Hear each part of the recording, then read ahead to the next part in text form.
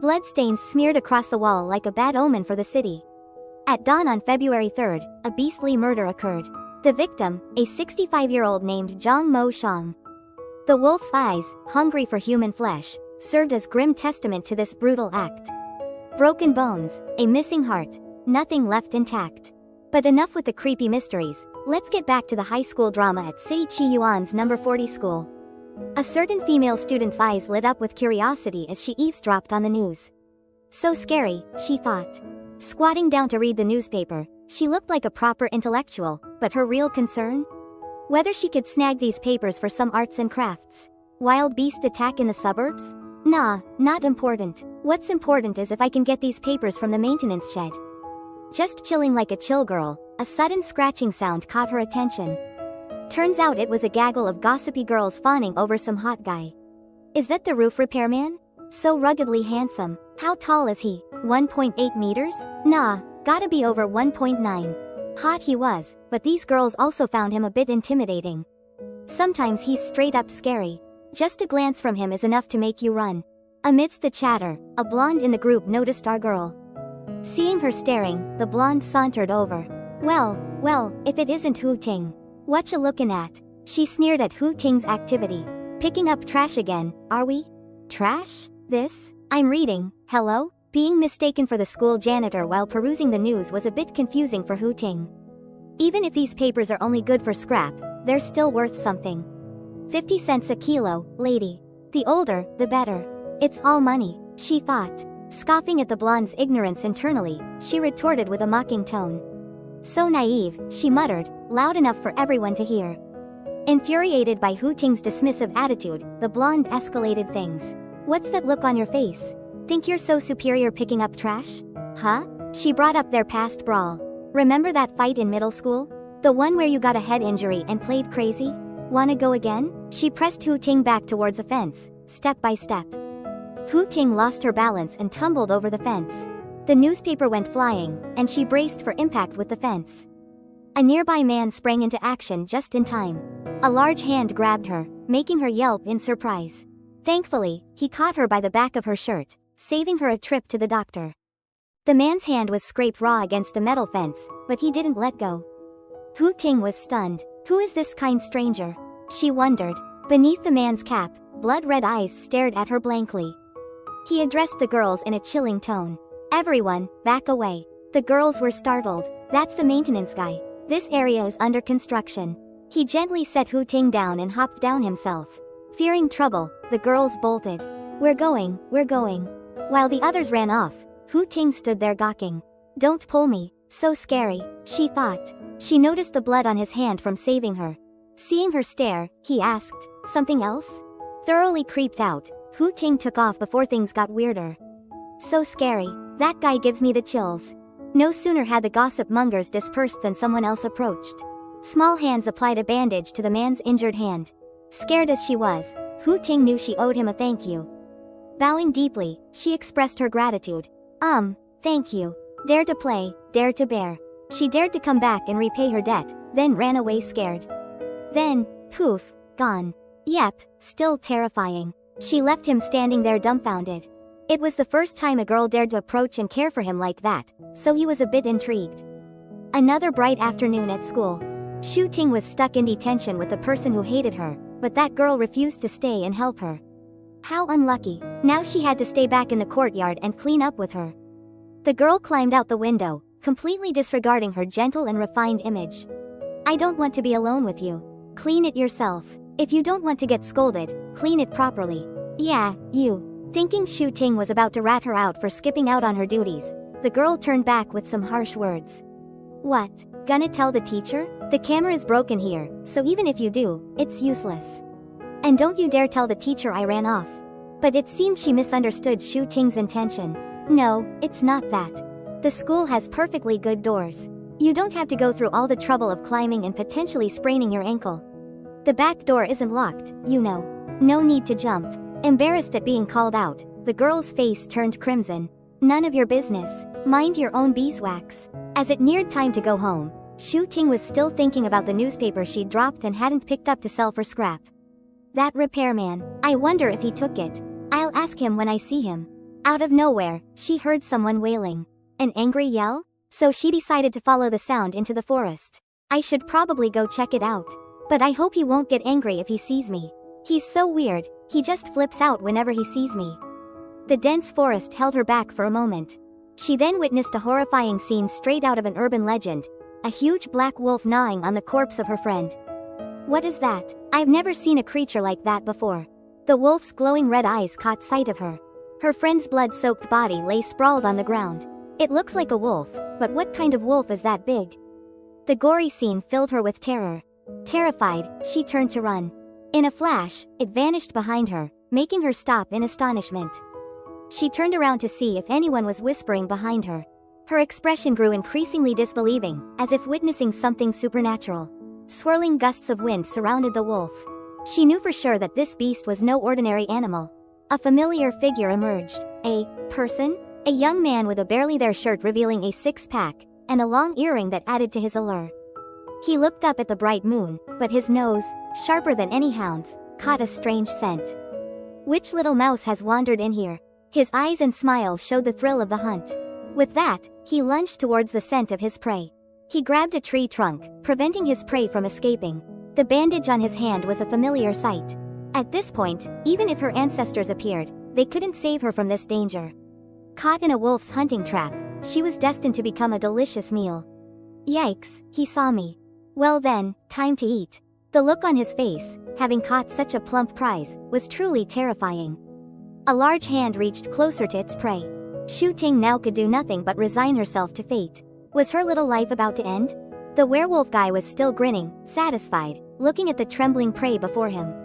Driven by desperate fear, she forced herself to shout and ask him if he wanted to eat something else instead of her. If he was hungry, did he want anything else? She huddled, hugging herself for protection, while he froze after her question. PSH, what else could fill his hungry belly other than her? He paused for a few seconds, chuckled lightly, and asked her, well, what do you want me to eat? If she couldn't give a reasonable answer, it meant she was just making excuses to run away. He'd eat the other person and let her go. After saying a few words, she suddenly fainted. He simply laid her down, didn't try anything funny, then wagged his tail and disappeared. Luckily, 2 security guards found the 2 young girls passed out in the forest and came to their rescue. Aren't they students from School 40? Quick, get them to the hospital. Scene changed to a breezy, open landscape. He just stood there, looking at the sky and the ground with indifference. A soul-shaped light hovered in the sky, swaying in the wind. Suddenly, a huge spirit creature appeared before him, shifting back and forth, making it hard to tell what it was. And, after giving him a good scare, a voice rang out, I heard your human form was seen by a human. 2 wolves with different colored fur arrived for some kind of wolf pack social gathering. The white wolf had transformed into a beautiful woman while the dark brown wolf just lumbered along behind her. It's a girl. Have you dealt with it yet? He found this woman had a sharp gaze, so he didn't answer immediately but offered a few compliments for fun. Your information network is pretty quick, huh? The main character hasn't even spoken yet, but the brown wolf has already chimed in. Don't underestimate Sister Hi's news network. Speaking of that, he wasn't worried. It's just a little girl. She doesn't have any electronic devices to record anything. Are you confident she won't tell anyone? He wasn't worried, so no one else had the right to be. They're all the same. When they encounter things they can't believe, they blabber nonsense. Their kind won't believe them. I even have a firm grasp on all human actions. Oh, and there's someone praying to their god for salvation. But unfortunately for them, their god is just a thief. As expected of a humanities student, every word hits home. Sister Hi understood immediately, but the other clueless one looked blank, like she had no idea what he was talking about. Continuing his lecture, he produced a few more proverbs, but his leopard brother kept contradicting him. Some people, after being scared, huddle like penguins. Brother, playing with prey is a cat's behavior. Not stopping there, this filial little brother continued to refute An's cool lines, making both him and Hai tell him to shut up. Playing as a toy isn't bad either. Brother, dogs like toys. Chun, I advise you to keep quiet. Annoyed by his rambling, he kicked him into a puddle to knock some sense into him. While he was still dunking the leopard and his foolish pronouncements, Sister Hai offered some advice from the side. But we can't be discovered. Their weapons are too advanced, they can kill us at any time. You know what you need to do, right? After giving her brother a few words of wisdom, she revealed she had a gift. "And this is for you." Sister Hai passed down a family heirloom, passed down for 3 generations. A family heirloom. A heart shard. If I take it out and lose it, I won't be able to protect it. It turned out to be a rare item that acted like a protective amulet. He examined the hazy thing in his hand with delight. "Thanks." Between the sky and the strange spirit creature, Sister Hai made clear her purpose for giving him the crystal. "Go find the gatekeeper. Find the heart he is guarding. Only then will our kind have a chance to continue living. Regardless of species, we must carry out the mission of maintaining our lineage to preserve our family's bloodline." He looked up at the strange spirit creature and unconsciously uttered 2 sacred words. "Mother." The crystal began to react strangely as he held it in his hand. Flocks of small white birds flew out from the stone, touching the bandage as if guiding him to the gatekeeper. A bird-shaped creature zipped out of the shard in his hand. Then, a whole flock of swallows flew out, gently touching the bandage, and seemed to sense the crystal behind him radiating magic. He showed his siblings this strange phenomenon. The crystal seemed to react fast, huh? His clueless little sister didn't believe her brother had a connection to the bandage. This wasn't right at all. The gatekeeper was a bandage? The gloomy forest echoed with the chatter of 3 wolves. Big Sis Hai was way smarter than that little knucklehead. She just needed one look to know who was causing this. This was the 4th time she'd seen her sister put it on. Could the gatekeeper be totally useless? This piqued his curiosity about the girl who made the crystal react. Seems like he needed to double check. Time flew by like a dog chasing a rabbit, and it was already the next evening. The city was submerged in deep darkness. The silhouette of some dude, instead of sleeping, was rooftop hopping. There was this guy, risking being labeled a creep, jumping onto roofs, not to steal chickens but to stalk an innocent girl. Yep, this was the moment. He surveyed the area, assessing her villa. Not small, security looked decent. Tall, dark, and buff security guards were always stationed in the yard, and cameras were plastered everywhere, but strangely, none pointed at him. So, this girl was a little Miss Richie Rich, huh? A few thoughts crossed Dan's mind. After his recon, he peeked through the window to spy on what she was doing inside. Suddenly, something felt off. Shu Ting, of all people, wasn't asleep at midnight and was playing with building blocks? She was setting traps, using chopsticks and bowls. After finishing, she turned around, counting her traps and devising the perfect plan to catch the thief. Very good, then, like this, and then, like that. Followed by clicking sounds. Who knew if she was reading Morse code or something, but the whole scene screamed dedication. So, these traps were to catch someone. Any angle would trigger a noise. Gotta catch him. If not, at least someone will come and I'll wake up. He, watching from outside, wondered if she was trying to catch a mouse or something with all that intense thinking. But then she did a complete 180, and he mentally facepalmed. To protect against that creepy man. If I'm lucky, I can snap a picture. The police can't deny his shape-shifting then. So, it was all because of him? He was sweating bullets at her naivete. Yeah, because of this girl, I was interrogated all afternoon. But catching him wouldn't be that easy. And immediately used his whirlwind magic to, totally mess with her game. The wind gently blew through her hair. And conveniently, the wind also snagged a ticket to completely ruin all the traps she'd just set. The dishes and bowls instantly became the loudest symphony orchestra humankind has ever heard. She frowned, watching her hard work turn into a pile of junk, super annoyed, while the dude who just wrecked everything stood there laughing his butt off. Total waste of time. He chuckled, finding this girl strangely amusing. He shoved his hands in his pockets, trying to look all cool and stuff. As night fell, he stood on her roof, checking out his family heirloom. Why isn't this shard reacting? He wondered. This weirdness made him a little discouraged. Too far away? Or is it just not related to her? Curious about what she was up to inside, he peeked in. Shu Ting's face was completely drained of blood as she stared at the mirror in her hand. It's not like it was a magic mirror or something, but she was frozen stiff like a statue. He then realized she'd spotted him, seeing his reflection in the antique mirror. Crap, I think he's been watching me, she thought. The atmosphere grew heavy. He narrowed his eyes, wondering what she'd do next. Her mind was racing. She couldn't even think about running away. Ha Huyan was still in the recovery room. Totally overwhelmed, she looked around for any escape route. The doorknob sat there, reminding her what she had to do. Awesome. A path to freedom. I gotta do something. She lifted her foot. Her hand reached for the doorknob, grasping for a chance to escape. He wasn't about to let her go that easily, so he slipped his shoes on and stepped inside, even though it was kinda rude. Oh my god, my fingers are almost touching the door. Unfortunately, she landed back on the square he controlled and he grabbed her. Tiny hands grasped at the straws of survival. Too bad, she was back to square one, captured again. A man and a woman, hand in hand, whispering sweet nothings in a room. Don't say anything you shouldn't, he murmured. You're pretty brave, though, running off to the cops like that.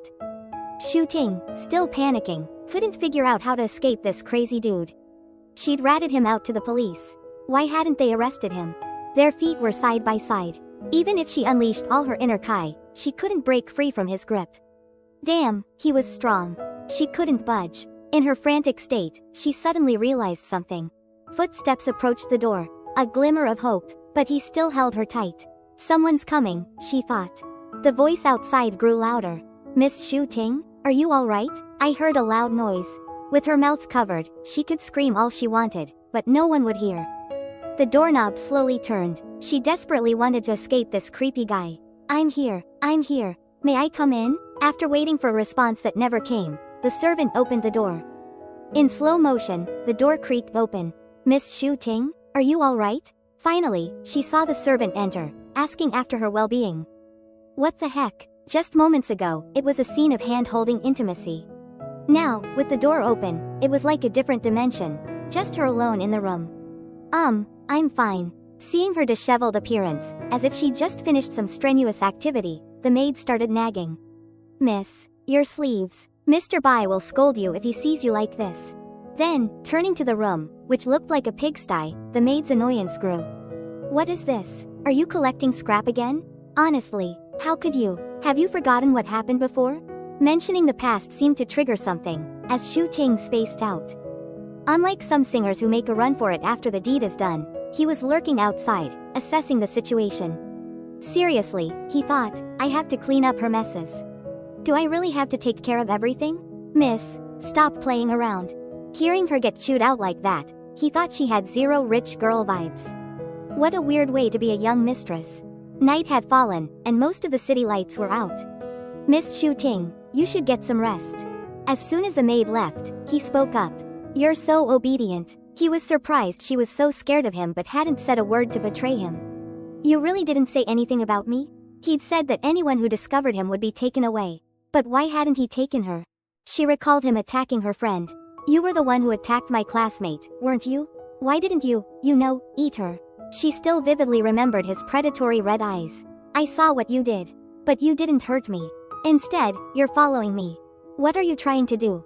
We only met once. Isn't this a bit creepy? Although she put on a brave face, she was terrified. Why? She thought, her body trembling.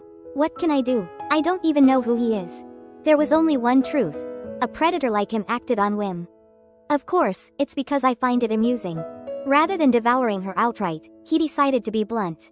He described the details of a prey's demise, the trembling, the screams, and each word sent chills down her spine. The look of constant fear, never knowing when danger will strike. You'd have to be a psychology major to describe it that vividly, she thought. That, my dear, is our true pleasure. Shu Ting couldn't stomach his casual disregard for human life. Enough. You're a pervert, she spat. It's disgusting that people like you exist. A murderer like you will be caught sooner or later. Her raised hand suddenly dropped. If two people called him a murderer, surely someone would believe them. He expected a fight, but instead, she folded her arms and lay down, resigned to her fate. Go ahead, eat me or whatever. Just get it over with. Seeing her lying there like she was waiting for an angel, he couldn't help but let out a series of quack, quack, quacks. She didn't know if he was laughing at her or with her, but it made her want to dig a hole and bury herself. Might as well just self-destruct, she thought. Shu Ting played dead, scared stiff of getting slapped silly. Meanwhile, this dude was trying to strike a deal. Close your eyes, don't move, cooperate with me on one thing, and I won't hurt you. I'll even give you a chance to escape. Deal? What a great opportunity, right? At this point, she had no choice but to go along with him. Things couldn't possibly get any worse, could they? The girl's lying there, all still and compliant, but he's just staring at the crystal in his hand, waiting for something to happen. Why isn't there any reaction? The autumn water blue crystal remained stubbornly silent.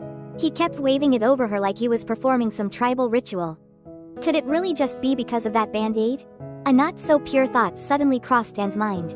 Besides her, who else has touched it? The pharmacy staff? The supplier? That's way too broad a scope. If he's saying I have to check dozens of people, even the crystal's daddy won't be able to find it. This ritual thing isn't working. Why don't I just touch the stone directly to her skin? See if there are any spots I missed. He barely made contact when zap, a jolt of something shot straight through her. It entered the back of her hand so fast she couldn't even process what was happening. What the? Gradually, it transformed into something like blood vessels, flowing through her body.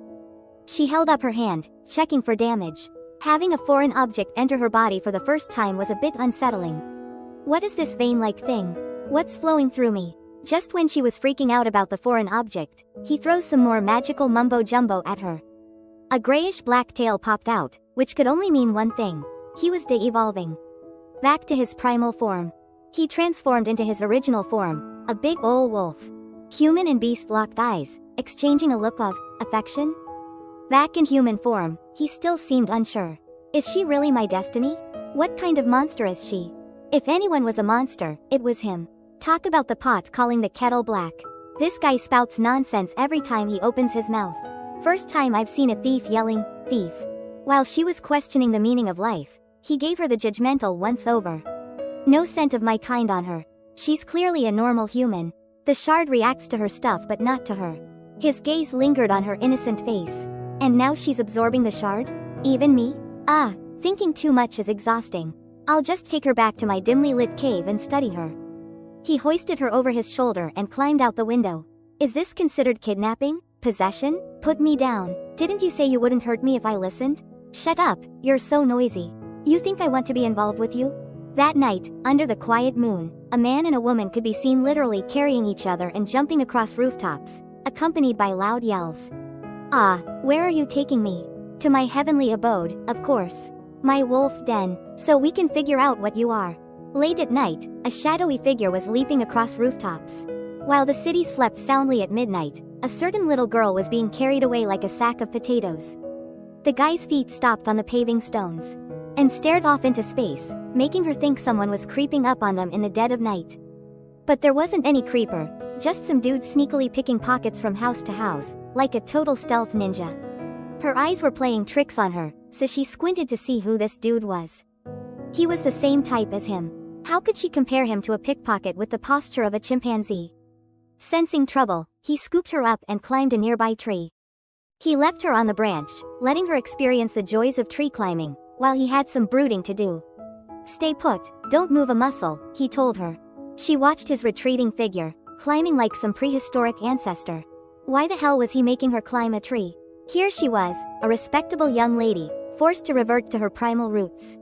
I'd love to move a muscle, buddy, she muttered. On the other side, he swiftly grabbed the freshly shaved head of the thief.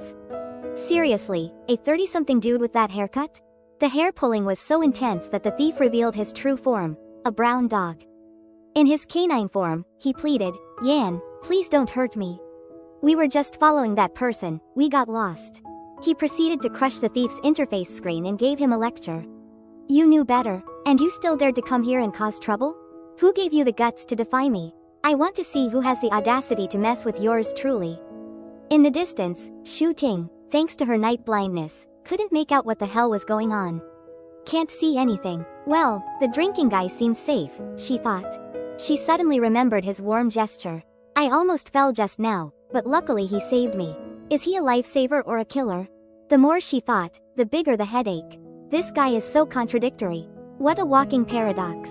Wait, can I even call him a guy? Weird. Desperate times called for desperate measures. This is the perfect setup for a disappearing act. Wait, he's not coming back right away, right? Skirt the image of a shoe rolling across the grass. Your house-sitting bro is here. Second bro, a voice announced. Without a word, he stomped on his little bro's face a few times to vent his frustration. Two of you this time? You're guarding this territory a little too closely, huh? San, though knowing he was wrong, tried to explain to avoid further face-planting. Second bro, it's because they marked their scent everywhere. I had to search high and low to find them. Since everything was resolved, he decided not to scold the little guy anymore. The cunning of humans, they learn it well, he sighed. Sister Hai, fearing a clash between her brothers, steered the conversation to the main point. I said I was busy today. Why the urgent call? Hearing his sister, he let his brother off the hook. Good news and bad news. Good news is, we found the gatekeeper. The fragment was absorbed by her. The absorption, I must say, was quite vigorous. After the good news came the balancing act of bad news. Bad news is, the absorbed fragment is gone. As soon as he said that, Sister Hai and Zan froze. And there's even worse news. During the absorption, part of me seems to have gone with her. He then transformed into his ancestral dog form, causing his brother to burst into laughter. Peeved ha ha ha, feeling a little stiff there, old man? Aren't you supposed to be, like, in your 20s? What's with the sudden performance art, second bro? Ignoring the mockery, he shifted his gaze, searching for his lost prey. Despite the darkness, his superior night vision revealed one thing: she was goddamn gone. Yep, she bolted, he concluded. San, clueless about who his brother was after, asked Sister Hai. Who ran away? The tiny band-aid human. He's covered in her scent, Hai replied, dropping a truth bomb. Skirt another interruption. This time, the beautiful Sister Hai spoke. So, the situation is this. A part of you, along with the fragment, is now with this girl. If you stray too far from her, you can't maintain your human form.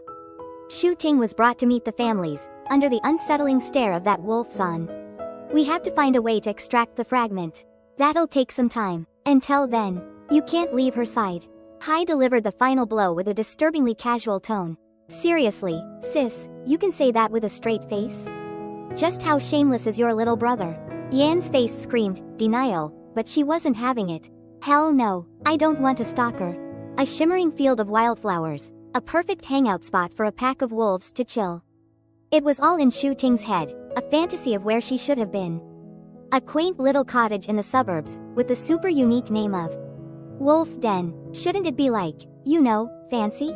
Surprise, Grandma. The reality check hit her like a truck. 3 wolves just chilling like bros inside. What the actual heck? This is so not right. While she's still processing this mind-blowing scene, Zan's bickering with his older brother. Dude, put on some slippers. I just mopped the floor. Hearing the brown-furred goofball say slippers threw her even further off balance. Slippers? In a wolf den? Too weird. She stared at the domestic scene unfolding before her, utterly bewildered. And this enormous creature just strolls into a house like it's nothing? Even in the suburbs, wouldn't someone notice? Despite her bewilderment at the whole wolf den situation, what really bugged her was their nonchalant attitude. They just let me walk in? Aren't they worried I'll report them or something? After mentally stewing over the absurdity of it all, she finally looked up to gauge the situation. And there he was, Yan, giving her a knowing smirk. Clearly, they weren't worried about her reporting them. This guy, so smug. He totally read my mind, she thought. Humans? They didn't scare him anymore. Go ahead, call the cops. See if it does anything. His expression seemed to challenge. It's like he knew it would be pointless.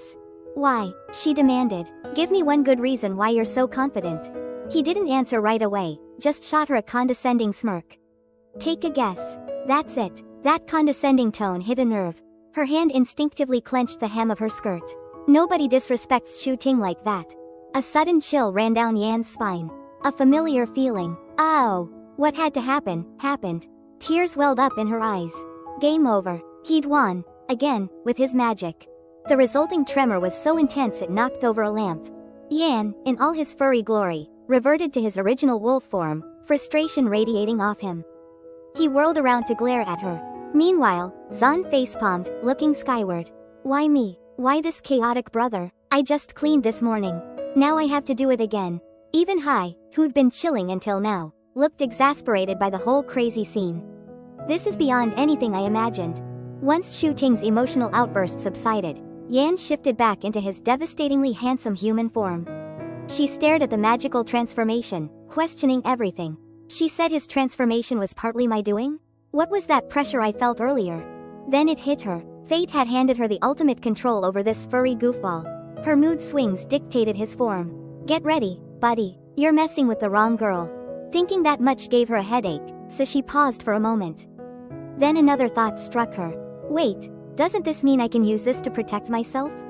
I'm keeping this. She started giggling to herself like a lunatic, making the three siblings wonder if she'd escaped from somewhere. A single rose sprouted from Yan's head. Her improved mood had unknowingly upgraded him from fuckboy to good boy. Slicked back hair, sharp clothes, and now, a rose in his hair. Is there something on my head? Why did the bad boy suddenly turn into a good boy? This is unsettling. Losing his bad boy image was too much. Blood rushed to his head. Hey, you, get your emotions under control. Hai remained unfazed amidst the chaos, watching her two siblings, one with a flower growing out of his head and the other giggling uncontrollably. She just kept chilling. What's so funny? Oh, it's hard not to be amused. Shu Ting grinned, holding up her hand as if reading his fortune. Little wolf, let me see your destiny. Let's see what your past and future hold. The suburbs at night are so mystical and quiet, just a few flickering lights like fireflies dancing in the sky. Someone's window is still lit up late at night. Only a few lights twinkle in the nearby villa area, the rest seem to be fast asleep. Sister Shi over here is busy doing tarot card readings for the future of the gatekeeper. The atmosphere around her seems to condense as she extends her hand to listen to the voice of destiny. That girl Shu Ting, whose cheeks are being pinched until they're all puffed up, is the one she's targeting. Suddenly, she glances over here. Just one look and the thread of fate snaps. Zai's fingers start to bleed. Zan, though a snitch of a brother, can't help but feel sorry for his sister as she collapses, clutching her hand.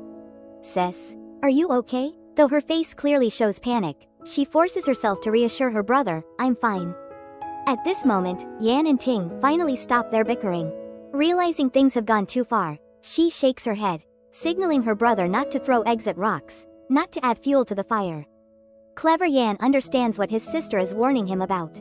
And so, the three pairs of eyes from this sibling trio focus on her, making her feel like an A-list celebrity under the spotlight.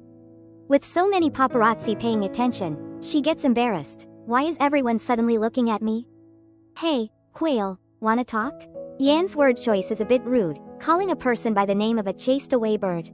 Luckily, she's innocent and doesn't understand this slang. What does quail even mean?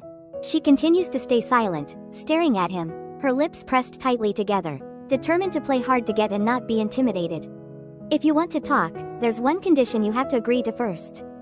This girl is quite the strange bird. Thought she was meek, but turns out she's tough to crack. Oh, she even knows how to negotiate. Tell me, I like this kind of thing. Don't hurt me, don't eat me, my requests are that simple. She thinks about her situation and his. That jewel-like thing is probably very important to him. Whether he can maintain his human form depends on her. So, for now, I'm safe, right? After stating her demands, she looks at him challengingly. If you can do that, we can talk. She thought it was some big request, but these things are no problem for him. Possible. Now that's settled, what do you want to say? So, let's talk. He finds her so naive that it annoys him. Everything goes according to her prediction. He isn't some scheming person. As I thought, he admitted it himself. Being able to live safely makes her emotions fluctuate, leading to a few more flowers blooming on his head. That night would have been a peaceful one if not for someone's shouting. I have to control my emotions. Whoa, so scary. In the distance, the figure of a man in black, seemingly lost from a Detective Conan episode, appears. Hello, werewolf tribe. Close up on a dude's hands meticulously tying his sleeves together. I should probably adjust this jacket tied around my waist. Gotta keep up this street smart vibe, you know? Yan, our guy, strikes a pose while tying his jacket, instantly making a bunch of girls swoon over his captivating eyes. Shu Ting is no exception. She's been practically drooling, making him curious about what's going on in her little head. What you looking at? Do normal guys change clothes? I thought you all just wore the same outfit for life. This girl has a seriously weird brain, he thinks to himself. But of course, he opens his mouth and says something totally misleading. Right now, I crave your mind more than your heart. The cheesy line makes her cringe internally. This guy's a total creep. They're firmly in the friend zone, yet he casually leans in close. He swiftly turns off the lights, creating a suspiciously ambiguous atmosphere. The sky's as dark as his intentions as he scoops her up into his arms. He's determined to do this, whatever this is. Hey, what are you doing? She asks. I'm taking you home. The magic word home shuts her right up. Home. I can't believe I'm actually going home. She thinks. But before they leave, he needs to give his buddy back at home a heads up. Chun, a brown, scruffy dog, strikes a ridiculously cool pose. Roger that, second bro. That sneaky guy from earlier? He's the same nuisance from before. Even in the middle of the night, in the boonies, there are still some persistent people roaming around. Shu Ting, listening to their cryptic conversation, gets a little curious. Is this nuisance one of their kind? Walking under the twinkling stars of the night sky, she takes in the mysterious, dark scenery. I think this is a hidden world I never knew about. It's so mysterious, and kinda scary. She'd love to admire the romantic sky some more, but her internal clock tells her it's bedtime. Phew, my life is safe, for now. As she breathes a sigh of relief, sleepiness washes over her. Her eyes close, ending a dreamlike reality. I wish it was all just a dream. The next morning, sunlight streams into the room. A small figure is curled up in bed, snuggled under warm blankets. Shu Ting slowly opens her eyes. She sits up, touching her forehead and hand, trying to figure out if she's awake. She kicks off the covers and realizes this is, unfortunately, real life. Not a dream, dang it. Her small hand reaches out to open the window. After changing into her uniform, she decides to go to school via the window, embracing her lifelong lack of femininity. If he can't stay away from me. Speak of the devil, she thinks, spotting a shadowy figure lurking on the roof. Guess there's no escape. She tiptoes toward the sleeping figure, planning a little mischief. His flawless face is truly enviable. It's almost time for school, but she's still admiring him as he sleeps. Why am I in bed? Did he not wake me up because I was asleep? Wait, if I wasn't in bed, would I be sleeping on the roof with him? Is he actually that nice? Lost in her thoughts, she delves into her animal knowledge. This dark dude actually sleeps? Oh right, wolves are nocturnal. Yeah, he sleeps, she muses, a dark thought crossing her mind. Her hand reaches for a nearby piece of tile. If they figure out how to use shards, they won't eat me or hurt me, but that's just a temporary fix. She's clearly been watching too many movies. Thanks to her excessive movie consumption, she's gone full on action hero. Just like on TV. While he's asleep, I'll aim for the heart. Talk about biting the hand that feeds you. Dawn was breaking, but there were still figures leaping across rooftops. Some fancy-ass sneakers stopped on a nearby roof. Even though it was late, Sister Hai, dressed more glamorously than a girl heading to the club, was searching for her precious little brother, following a faint scent of dill. In this attic? Suddenly, while still holding her beaded necklace, she noticed something strange. Ooh, little Miss Shu Ting passed out the moment she got home, forcing Rian Yan to waste a gallon of saliva trying to wake her up. But she didn't give a damn. Small body, big guts, huh?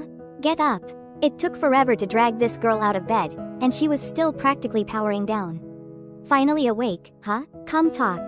Still half asleep, she mumbled, eat what? Didn't you say you wouldn't eat me? He probably had to remind her a dozen times. Not eating. Okay, good night. And with that, she promptly collapsed, leaving the two exasperated people behind. This time, she pushed him to the edge. He couldn't not be mad. You did that on purpose, didn't you? I really want to swallow you whole right now. Thankfully, Sister Hai stopped him. Calm down, we still need her. She curled up, sleeping soundly like a little kitten. He watched her sleep, finding her undeniably cute. In the end, her cuteness conquered all. Even with blood rushing to his head, he couldn't bring himself to do anything bad to her. So, these two original gangsters went up to the roof to chat. Dawn's almost here, so I'll make this quick. You have 3 missions. Judging by her face, this was serious stuff. Of course, your missions involve your little girlfriend. First, find out what her ability is. Next time, remember. Gotta admit, sis, you're good at assigning missions. Keep her in a good mood. Third, don't let her get hurt. Sounds interesting, but this bad boy was used to playing the field. Commitment? No thanks. Besides the first one, what the hell are those other 2? Am I supposed to babysit her now? Any objections? This playboy needs an attitude adjustment. I gave you these tasks because you were chosen. Because you're worthy. Honestly, I'm still wondering how a normal human like you found our artifact. But the fragment in your hand was absorbed by her. And now, a part of you is inside her. The fragment chose her, and it chose you. With such a compelling argument, what could he say? It had to be him. Being a good boy for the first time was a bit awkward. He thought finding the person would be the most annoying part. Turns out, this was the most annoying part. Finished with that, Sister Hyde changed the subject. Do you still hate humans? The nature of a wild wolf is in my blood. It can't be changed. I'm not like you. The beaded necklace in her hand stilled. He stood up, asking an important question. What did she see in the future, back there? This question was difficult to answer, so she paused for a few seconds. Knowing she couldn't hide it from her little brother anymore, she said bluntly, nothing. This news was truly shocking to him. My family has been fortune tellers for 3 generations. We've never missed anyone. That place, her home, is the origin of our clan. Our powers are strongest there, which means I can see the most information about people there. But this little miss is a rare case. I couldn't see anything about her future. Perhaps she already had an inkling of the girl's fate. For a human with no future, there was only one conclusion: death. This young miss in a white dress, strolling through her fantasy world. Well, for someone with no future, it's quite a sight.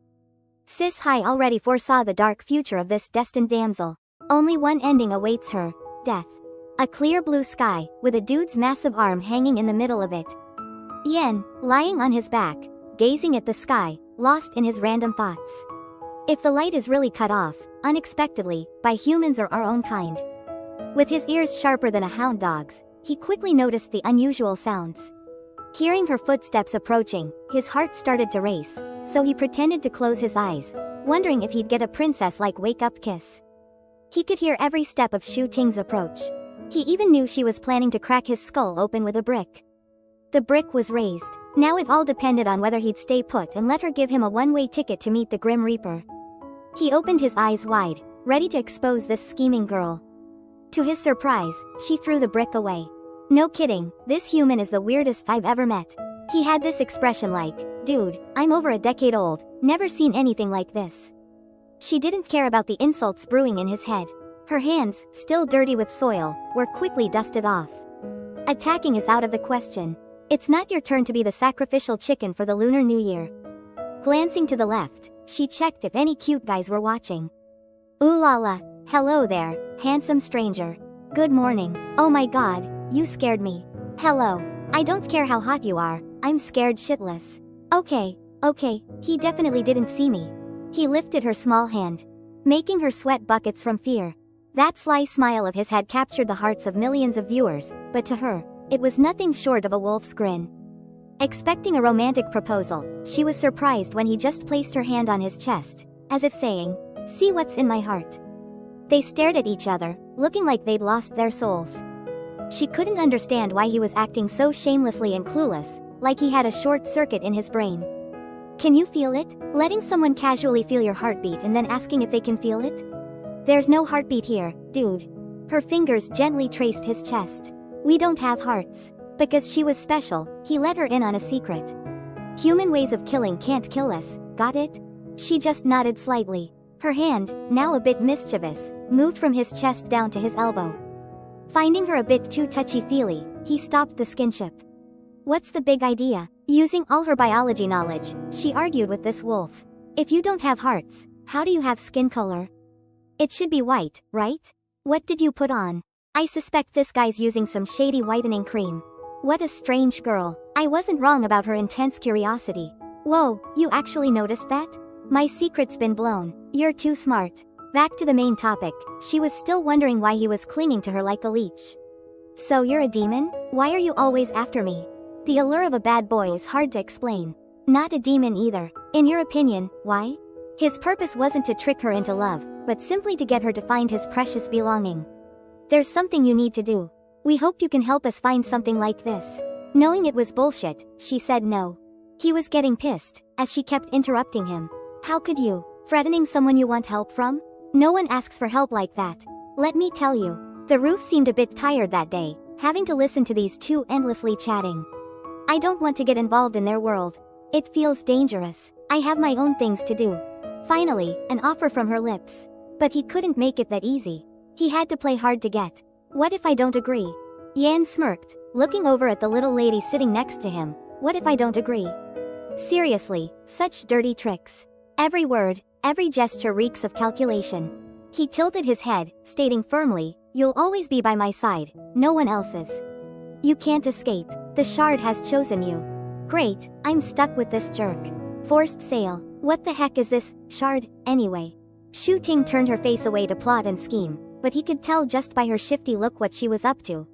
Her eyes are darting around again. Definitely cooking up some plan against me. Knowing he couldn't force this sneaky girl, he relented, lowering his voice to strike a deal. Alright, here's a chance to make a wish. Is there anything you want me to help with? Then you'll return the favor. You guys call this a transaction, right? A sweet deal like this is hard to pass up, but can I trust a wolf like him? Why does he want to make a deal with me? Her mind raced. Screw it. No, wait. What if he tricks me again? Last time he promised to let me go if I cooperated, then he captured me again because of that stupid shard. Look at these wine-red eyes. Don't they scream trustworthy? It hurts my feelings that you doubt my good intentions, bad boy as I am. I'm offering you a wish so we both benefit. If not for a few things, I'd make you do it anyway.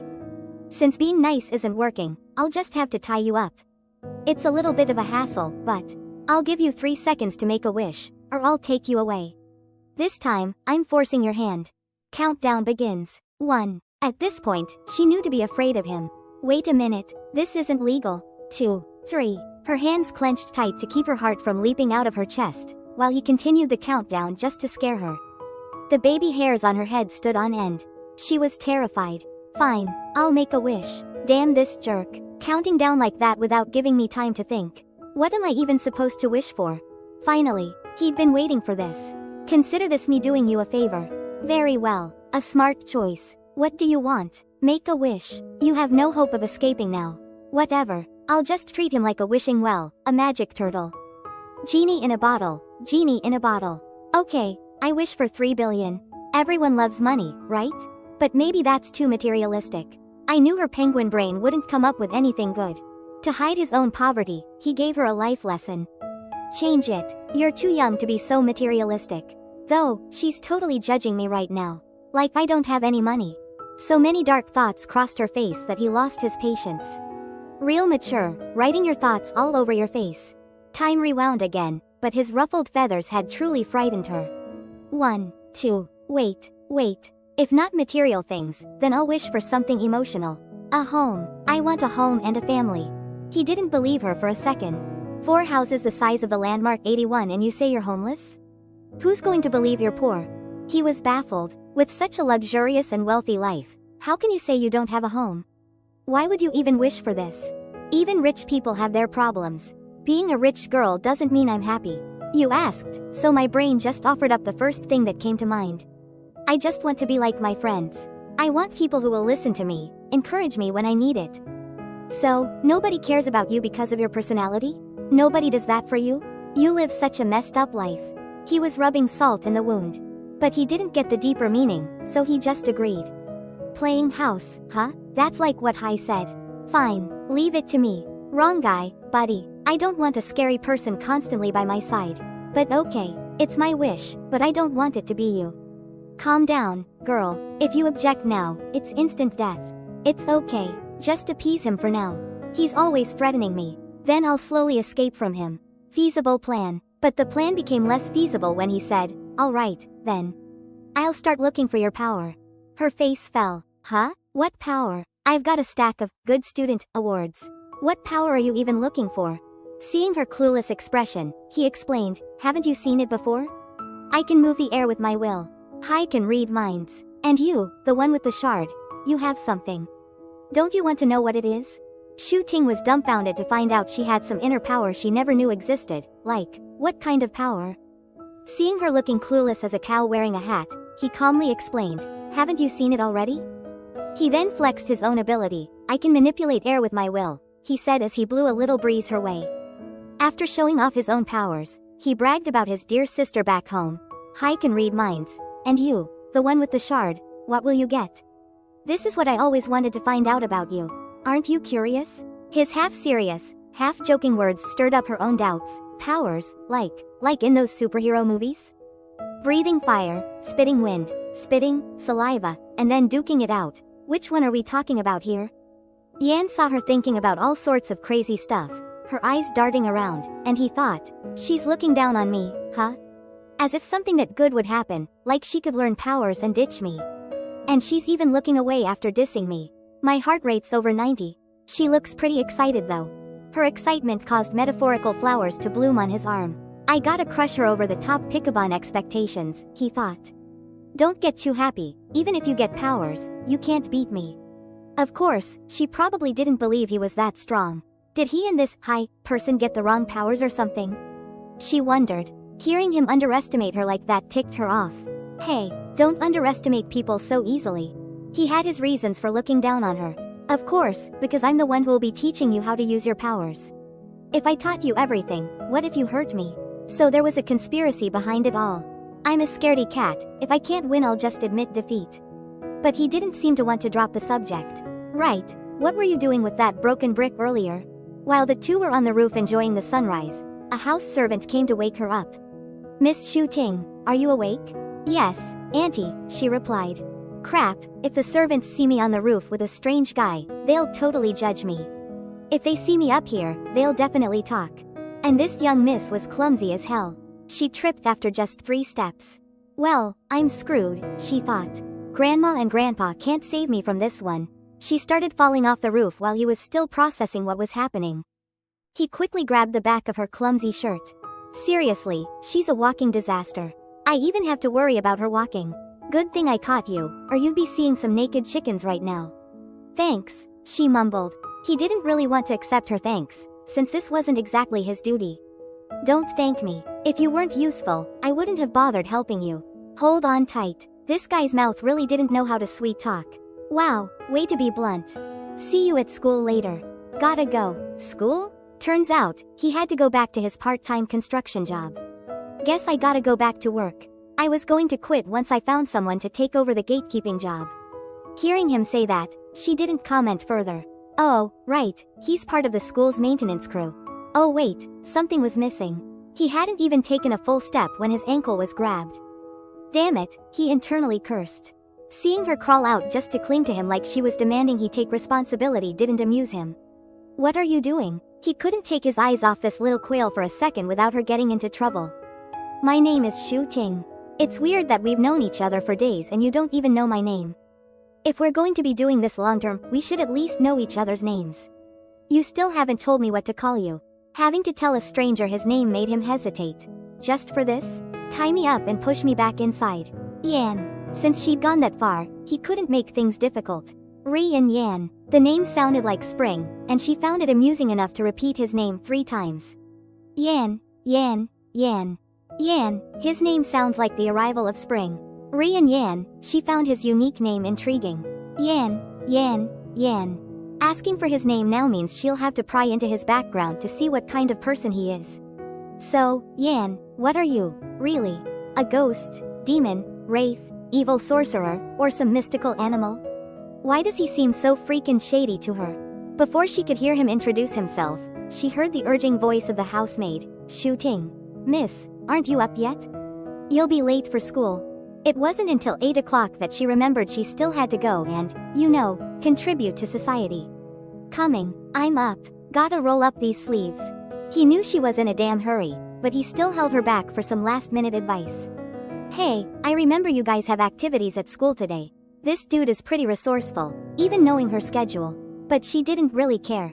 Yeah, what are we? Turns out he just wanted to set up a date. Smooth. Yan promised a date, just the 2 of them. Come by and you'll find out. Cryptic much?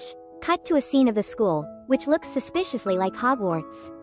Shu Ting was already in class, but somehow, someone had stuffed her desk full of hate mail. Her face was like, where's the damn janitor? Why didn't they clean this mess up? Now I gotta deal with this chaos. Whatever, fate is fate. Might as well put on a confident smile and get through it. She gathered up the crumpled papers. Now she's only thinking about how much she could get selling this to the recycling center. Normal paper is 3 cents a pound. I'm the first one here. I wonder who it was? Coincidentally, from the hallway came the sound of someone cursing her out. That idiot. She's so infuriating. She's been through something like that and still lies. Talking about animals turning into humans? Lying without using her brain. She ducked under her desk to eavesdrop and see if there was any gossip about her. Classic. A group of snobby girls walked in, sneering. Using her brain? Haven't you heard? There's something wrong with her up here. Taps head. Oh, something wrong with her brain? Yeah, that's definitely beyond human limits. Savage. They assumed she just escaped from some asylum, that she's mentally ill. Seriously, how can someone with mental issues even attend school? What if she has an episode and hurts someone? Hee-zan also said she's faking it. Either ugly or stupid. It's best to stay away from her. Besides, her family, messing with my family is asking for trouble. Time for Shu Ting to make her dramatic entrance after lurking for a few seconds. I wasn't lying. Holy crap, you scared me to death. Where did you come from? And now you're saying I've been here the whole time? Doesn't this look like a horror movie? Oops, I just recorded everything you guys just whispered. So, about those things we just said, regretting them yet? Well, you've heard it now, so might as well let you hear it all. Whether you listen or not, it is what it is. Why do your footsteps sound so heavy? She addressed Shu Ting, her tone shifting between harsh and soft. Everyone wrote so many notes to you. Everyone hates you, can't you see? Everyone? Shu Ting's face clearly showed she didn't believe a word. What are you looking at? These two notes saying, liar, and, psycho. Even a glance tells you they're written by the same person. But all these letters are the same. All the loops are the same. I don't know how she offended you, but you're really worked up. The point is, why did you lie to everyone? She intentionally spoke loudly, trying to shame Shu Ting for her supposed mental instability. You always say you don't lie, but that story you told about magic turning animals into spirits. It makes me question your sanity. Animals turning into humans? Doesn't that sound ridiculous to you? Do you have any proof to back it up? Do you think you can say whatever you want just because the camera was broken? Because of what you said, I couldn't even provide any leads. Hearing this girl go on and on reminded Shu Ting of something important. The camera. Ignoring the petty gossip, she realized a major flaw in her evidence-gathering strategy. That's right. That's why the police dismissed me before. If only I'd filmed him transforming back and forth, I could have arrested him. No matter how you look at it, he's a man-eating monster. Perfect. I have a chance to do it over. Yes, I just need to film it. While she was plotting her revenge, the other girl was getting all teary-eyed at Shu Ting's apparent indifference. You're ignoring me again? She tried to bring Shu Ting back to reality. Hey, you. But the school's wiring was a bit dodgy and chose that exact moment to interrupt the drama. What the? Is there a problem with the electricity? Who cares about that? Back to the main issue. Hey, I'm talking to you. Spit it out already. I've been waiting forever. She reached out her hand. A piece of chalk fell from somewhere, interrupting the fiery argument. Ow. The scene of the fluorescent light bulb being thrown at the girl slowly fades into oblivion. If that thing had hit her, she'd be visiting a doctor for a few days, but luckily, she dodged it. Shu Ting glanced around to see who had the guts to do such a thing. Seeing the ladder nearby, she knew who dared to pull this stunt. Yan. It was Yan. He helped me. A true bro never disappoints. Ah, so that's how it is. The sassy girl who was all talk just a moment ago now knows what fear truly means. Wah, what? The flickering lights replacing the flash made her look cooler than ever, even though it didn't make any sense, but some things just might be true. That girl didn't believe it. How can there be such magic? Stop it, it's just a coincidence. If everyone could talk like you, it would be great. Even the ceiling light turned off. Give me back my sanity. A symphony of buzzing lights and electricity ensued. This time, you have to believe it, whether you want to or not. It's real. Ah. A sob erupted. Wah. Hoo. It took a while for this girl's crying fit to end. After the terrifying incident, no one dared to say anything to her. Not normal. Don't talk anymore. Let's go back to our spot. You're really not normal. Her identity wasn't normal to begin with, so this isn't strange at all. People only shed tears when they see the coffin, laughing at others one day, getting laughed at the next. Now no one dares to mess with her. Let's go. Having someone backing her up was good, but she still felt a little apprehensive. Scene changed to some dude messing with tech using electrical engineering theories. Yan was trying to pretend he was fixing the electricity, even though his sneaky little deed had been caught red-handed. Really, dude? Knowing he couldn't fool anyone, he admitted it. Happy now? Asking like that, I don't know who's happier. He might look aloof on the outside, but he's a warm person who cares about her feelings. Were you very sad just now? It was the first time someone bothered to ask about her feelings, causing her to pause for 2 seconds. Seeing her so quiet, he pressed on to see if something was wrong. Nothing. No, it's not important. For her, this was so familiar that her emotions had long been switched off. Except for money and life, nothing else matters. Definitely a materialistic queen. Every word out of her mouth is about money. She loves money so much. Who doesn't love money? Asking that is redundant. Of course I like it. Because I have things I want to do. Seeing the slight sadness on her face, his heart ached along with her. But business is business. She didn't come here to talk about feelings. Anyway, I came to thank you. Thank you. You're too polite. No need. Helping you is just me not wanting to end up back in this place. Since I'm already here, why leave empty-handed? Also, you don't need that stuff in your hands anymore, right? If you're going to throw it away, can you throw it to me? Sounds like a little scrap collector. Take it. After selling it, the girl rejoiced over a few wires like she'd struck gold. Helpless against such a materialistic person, he couldn't do anything. Just close your eyes and listen to your heart. This little quail really loves money. Putting that aside, he had to carry the ladder away or his head would bloom later. No, I need to figure out how to untie this, or my head will really bloom later.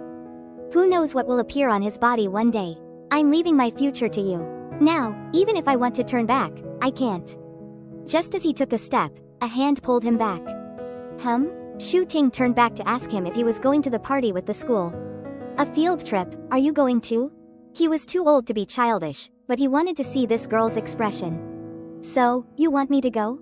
Of course she wanted him to go. Her face clearly said it all. Having a handsome guy along would be more reassuring.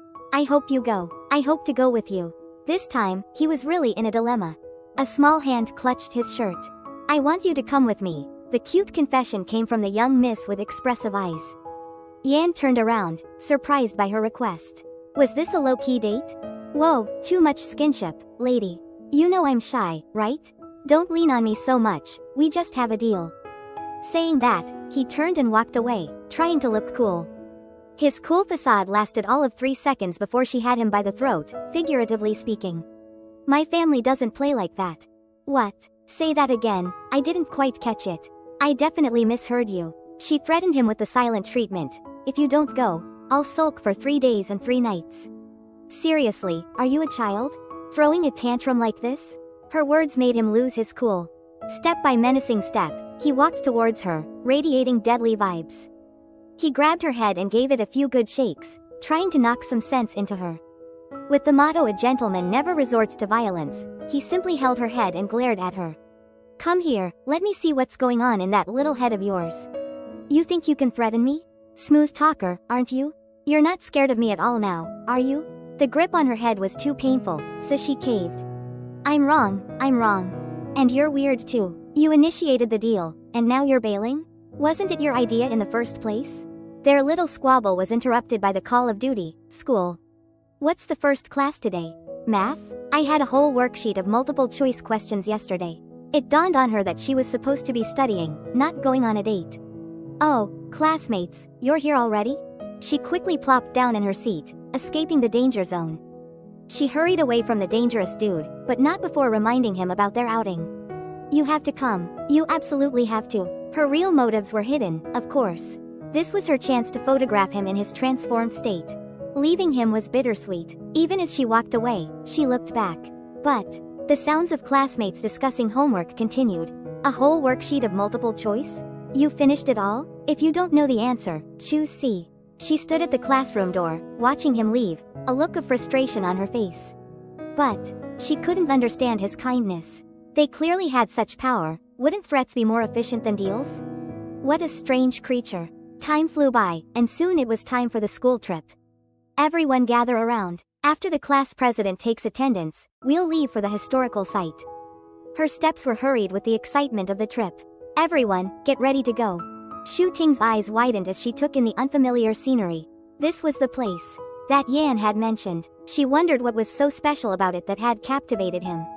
Looking at the wild grasslands and the distant statues, she was filled with questions. She had to find out what their connection to this place truly was. Shu Ting gazed at the peaceful scenery, thinking, this place could be a major clue for me, to figure out what the heck we're doing here. While she was lost in her own little detective world, the other students were already buzzing with excitement. OMG, so pretty. Gotta take a selfie later. Quick, snap a pic. Gorgeous. Just then, their teacher arrived to round up the little rascals. Alright, everyone, gather round. Today we're exploring these ruins. We'll have a group activity at lunch.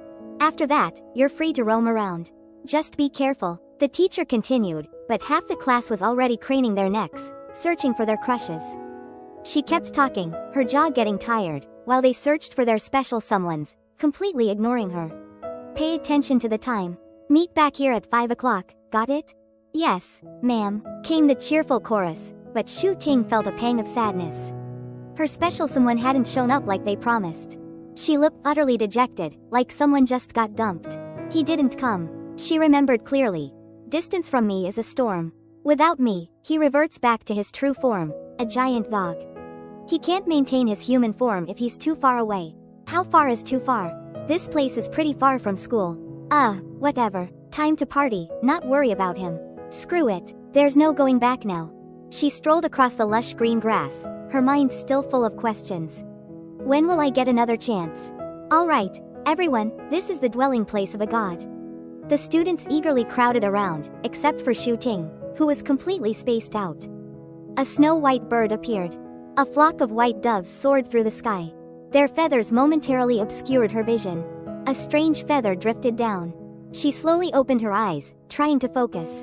What is that? Whatever she was looking at made her eyes widen in astonishment. 17 years of life, and I've never been this shocked. A majestic, freshly painted white statue of a god stood in the center of the temple. According to the local folklore, this was the god's dwelling place. I'm, 17 years old, and I'm only just seeing this? Mind blown, she thought to herself, imagining the lives lived before her, their hearts offered to this deity. A heart that grants talents to people. Shu Ting stared intently at the statue, the one said to ward off evil spirits and plagues, a summary of 100 years of disasters. According to historical records, this god statue had an unusual posture. Unlike other cultural statues, this one had its back turned to the world.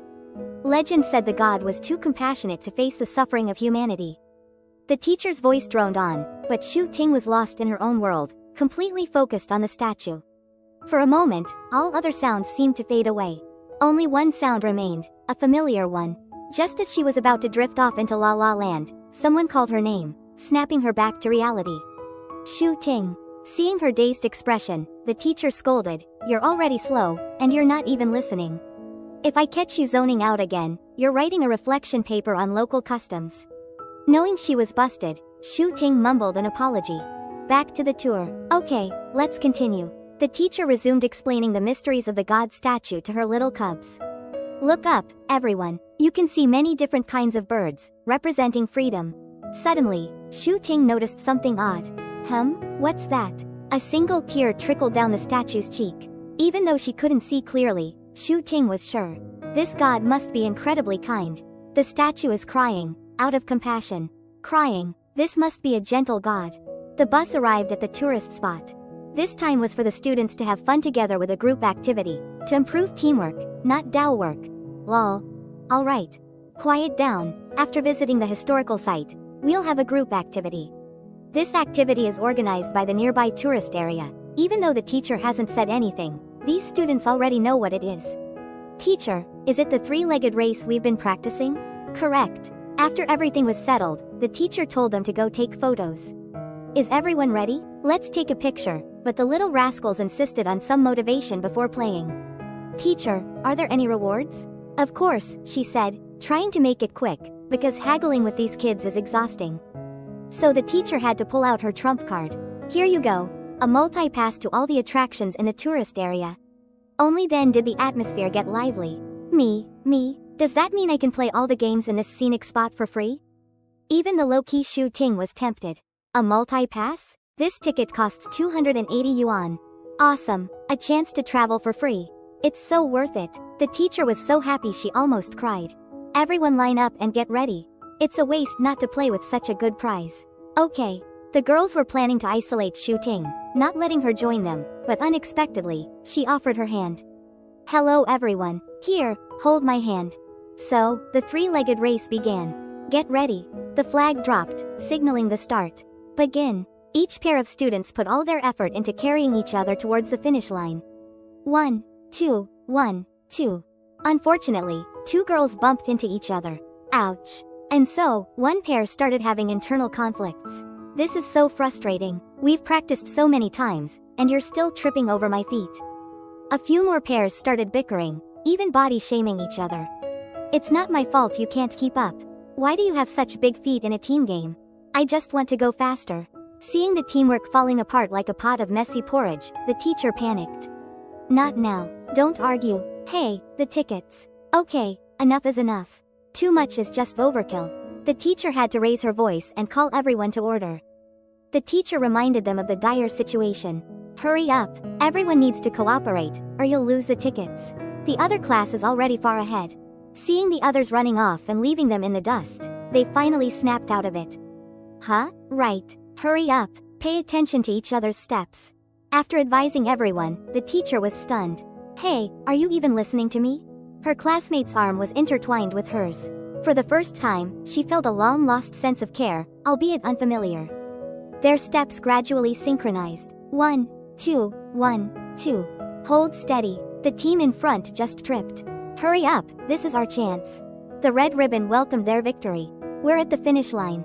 She felt the joy of victory for the first time and found it unfamiliar. It's magical. This winning feeling is a bit overwhelming. Everyone exchanged congratulations, but she stood alone. She reached out her hand, hoping for a celebratory high five. She was met with coldness and indifference. Hurry up and get the reward. She realized that indeed, a dog's heart is hard to chew, and a person's heart is hard to swallow. It was the power of the ticket. Weren't they just arguing? Aren't they going to continue?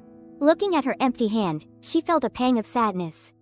But it was quickly replaced by the larger, warmer hand of a man. She still couldn't believe it was real, even though it was right there. Why are you standing there dazedly with your hand out? A familiar voice rang out. It was definitely him and no one else. Have you been here all along? This didn't need to be said, it was the truth.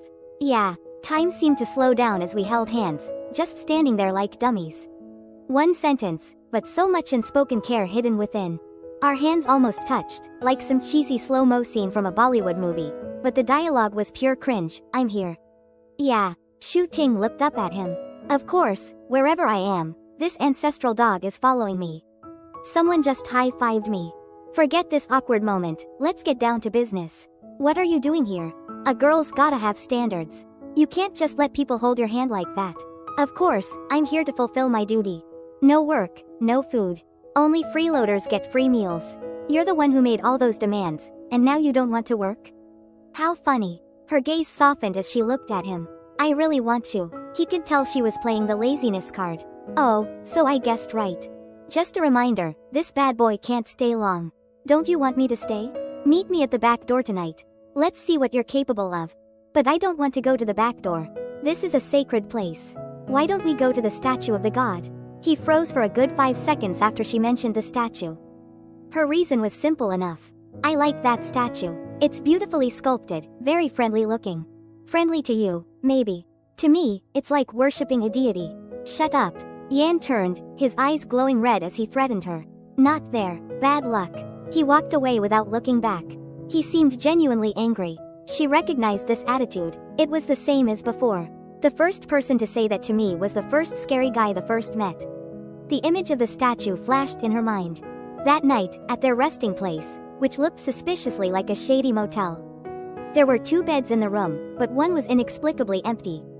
One person was sleeping, while the other was doing who knows what under the covers. She was waiting for the opportune moment to sneak out for her late-night rendezvous. Everyone's asleep. Time for action. She swung her legs down to find her flip-flops, but her new $1.50 pair from the Dongzan market were nowhere to be found. Nothing here. Shoes. Shoes, where are you? Finally, she found some footwear and slipped them on. Here we go. Suddenly, a white butterfly fluttered outside the window. Easily captivated by pretty things, she stared, mesmerized. So beautiful, a glowing butterfly. Do they even exist? It flickered in and out of sight, making her anxious. Huh? It's gone. Too bad. Wait, I want to see it again. But this path led away from the main entrance. She instinctively grabbed her phone and followed, ready to snap some pics. So pretty, seriously beautiful. But then, something supernatural happened. The white statue of the god appeared, shimmering in the cold night. The statue. She'd wandered quite far, all the way out here. I didn't even realize I'd walked this far again. A girl out this late. She had to at least greet it, for good measure. Hello, God. We're quite faded, aren't we? The butterfly's glow vanished strangely. It transformed into a creepypasta, the same color as the butterfly. A heart. A heart. Having gone so long without tasting a heart, it immediately demanded one upon appearing. It saw the pure heart within Shu Ting, and it was determined to devour it. A heart. Suddenly, a voice echoed through the silent night, giving her goosebumps. She looked towards the statue, trying to find the source of the midnight recording. What? Is that voice coming from the statue? A white figure lunged towards her, screaming endlessly. The pale white monster lunged at her, dead set on devouring her heart. She luckily dodged the attack, but when she looked back, the creepy thing was still after her. The call of the wild echoed again. Heart. This dude's seriously thirsting for some love, huh? It chased her like a dog chasing a mailman, making her run like her pants were about to fall off. Too fast, this time there's no escape. Shu Ting ran for her life, eyes half closed, cursing her rotten luck. Why does she always run into monsters? This one, is Yan the same too? Girl's still worried about her man in this situation. Priorities, am I right? Suddenly, a whoosh cut through the air, followed by a few swishes that sounded like someone's practicing their sick violin skills in the dead of night. She was clutching her phone in front of her face, hoping the screen could somehow magically protect her. No worries, when you wish for a hot guy to save you, a hot guy appears. Just, you know, in a slightly different form. Yan, now a wolf, snatched the monster's head. After a good chomp, he tossed the body aside, looking satisfied. Defeated, the monster, no longer clinging to this mortal realm, transformed into a butterfly and fluttered back to its promised land. After the fight, his legs felt like jelly. It was all because her emotions were so chaotic, because she was scared, that's why his strength kept draining. He held the small girl tightly in his arms, still vigilant, his already red eyes glowing even brighter.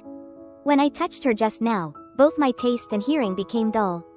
After witnessing that whole hero saves the damsel scene, she was a little shaky. The room was now filled with white butterflies fluttering around. If they all turned back into those monsters, it would be dangerous. They're everywhere. If each one transforms into a monster, then what the heck is this thing? So many, it's a bad omen. No matter what, he would protect her. No one had the right to touch a single hair on his woman's head. Didn't you just say something? Huh? Who said anything, Mom? Just protect the girl already, sheesh. As soon as the words left her mouth, a flawlessly handsome guy appeared. This level of handsomeness, even with a cold stare, everything about him was beautiful. Just like me, this monster, what other monster is this hot? But he reassured her firmly, I'm not normal. We are the same kind of being. We're the same. Hearing this, she was utterly shocked. Saying they're the same, but she still asks for their identity. What are you guys?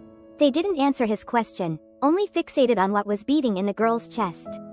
Heart? Heart? He casually shared his past. We had our hearts stolen by your god. We were originally beings from another world. Stolen? Another world? Can you be a little more believable? Sounds like a tarot reading. This wasn't quite in line with what she knew. But in the legends, he sacrificed his heart to help humanity drive away. They kept saying heart, heart while she was trying to talk. Yan knew full well what lies humans had concocted. Drive away demons and diseases. Do you believe this? This all points to monsters like me. It's all of us. He explained to her that spiritual matters are no joke. Those so-called demons, monsters, or even diseases in those legends, those mythical creatures, those impossible existences, it's all us. You stole our hearts, causing us to wander into this world, then used them to drive us to our deaths. Every hidden corner of your faith has been exposed. And then he was worshipped by humans, gaining fame. He despised the God who paved his way with the blood of others. That great God in your legends is just a blatant liar. His hand reached out, channeling all his magic, ready to unleash his ultimate attack. Everything around them was blown away as he went full power. Darkness enveloped the monstrous creatures nearby. Good thing this skill is a one-hit KO. One shot, everything flattened. All defeated, so op. That being said, she was scared shitless. These monsters might not be completely eradicated. Why are there more white butterflies coming? While she was visibly terrified, Yan beside her looked calm. Still more? Wave after wave. Can Yan handle this alone? Is the guy next to me making a move? What's wrong? Did you run out of mana after that big attack? Rian Yan's mind was spinning, and he was already losing his balance. Fu Ting quickly rushed over, asking with concern, "Are you all right?" His eyes were filled with sharpness, his brows furrowed slightly. "There are too many of them. This isn't a sustainable strategy." Rianyan glanced at Fu Ting, sighing inwardly. "The main thing is, I can't take her with me. Not while they haven't arrived yet." He spoke softly. "You?" Fu Ting listened, puzzled. Each word came from his mouth. "Take off your clothes." This made her freeze momentarily, not understanding. After assessing the situation, Fu Ting was startled by Rianyan's urgency. Desperate, Rianyan grabbed the hem of her outer coat and pulled it off, while Fu Ting shouted fiercely, "Ah, what are you doing?" Just like that, Fu Ting's jacket was taken off, before she could understand what was happening. He then took her jacket and put a necklace on her, surprising her. "Yan always carries that necklace," Rianyan whispered. "They're aiming for your heart. This can mask your scent." He picked up her coat and turned away. "Leave the coat here, don't touch it. While they haven't fully transformed, it can distract them for a short while. Go through the forest, to the mound, find Chun. She can find him there." Fu Ting remained silent, still in a daze. He yelled as a warning. She was stunned.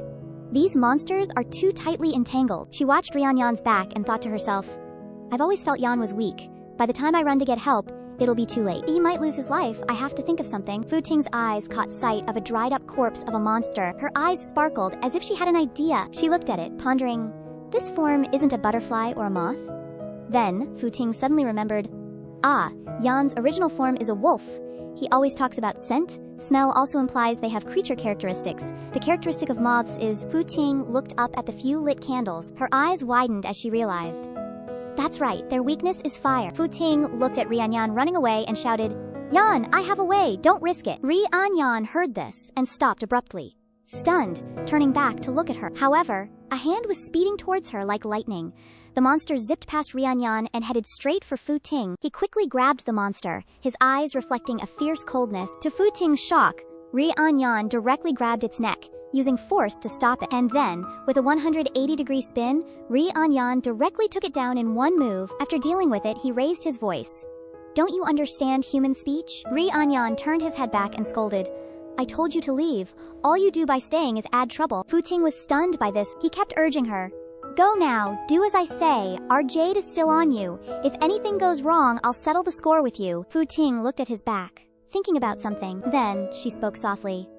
"Okay, sorry for the trouble, my apologies." Just like that, Fu Ting quickly turned and left, without looking back once. Rianyan turned back, his gaze filled with coldness. From the silent and empty space, "I'm alone," Fu Ting left, leaving him alone in this dangerous place. In this silent, terrifying darkness, eerie sounds echoed from somewhere. Hearts, hearts. These sounds seemed to crave and hunger, repeating endlessly as footsteps paced slowly on the grass. And then those footsteps quickened as she heard those horrifying, savage sounds. Fu Ting ran as fast as she could on the deserted road. Then she stopped and panted incessantly, exhausted. Her legs trembled from fatigue. Fu Ting turned her head towards the village. Finally, she had escaped. It was like a nightmare. Fu Ting rested for a moment, then stood up and left in silence without looking back, her braid gently swaying. At a remote and desolate mountain at night, carrying a chilling atmosphere, in the forest, where darkness reigned, a faint, gaunt figure lay sprawled on the ground. A pale white hand with long, twisted fingers reached out. In the quiet of the night, the sky was as black as ink. A wolf with glowing red eyes tore the hand apart. The wolf, Rianyan, looked at the ravenous monsters ahead and thought, "There's no end to this. Their numbers are abnormally high." And Yan exhaled softly, wearily. Suddenly, his blood-red eyes widened as he sensed something different. His vision blurred. In his hazy mind, Hinami's figure suddenly appeared and said, "So, the current situation is that a part of my body and the fragments have been taken away by this person. Once you are too far away from her, you can't even maintain your human form." Rianyan's entire body in wolf form stiffened, and he shook himself repeatedly to assess his condition. Ahead, the emaciated monsters were turning their backs on Rianyan. Despite his struggles, the monsters ignored him and walked past him. "What? What's over there, fire?" Under the cover of darkness, a light flashed briefly. It was there. It was a group of people holding torches high, all excited. Found him, capture him, and burn him alive. A boy with glowing red eyes appeared. Instead of acting like a human, he reacted like a wolf, growling. Under the pouring rain, the group directly restrained and captured the boy. He struggled continuously, trying to escape, but failing. "It's not the same. Why is it different this time? Anyway, I have to find Mom first, then go with her." The group frowned and shouted, "No, we must skin him and place it next to his mother's head." Hearing this, it was as if his last glimmer of hope had been extinguished. Tears welled in his eyes. It was like a massive shock to him. The people quickly grabbed a large pointed stake and thrust it down with force.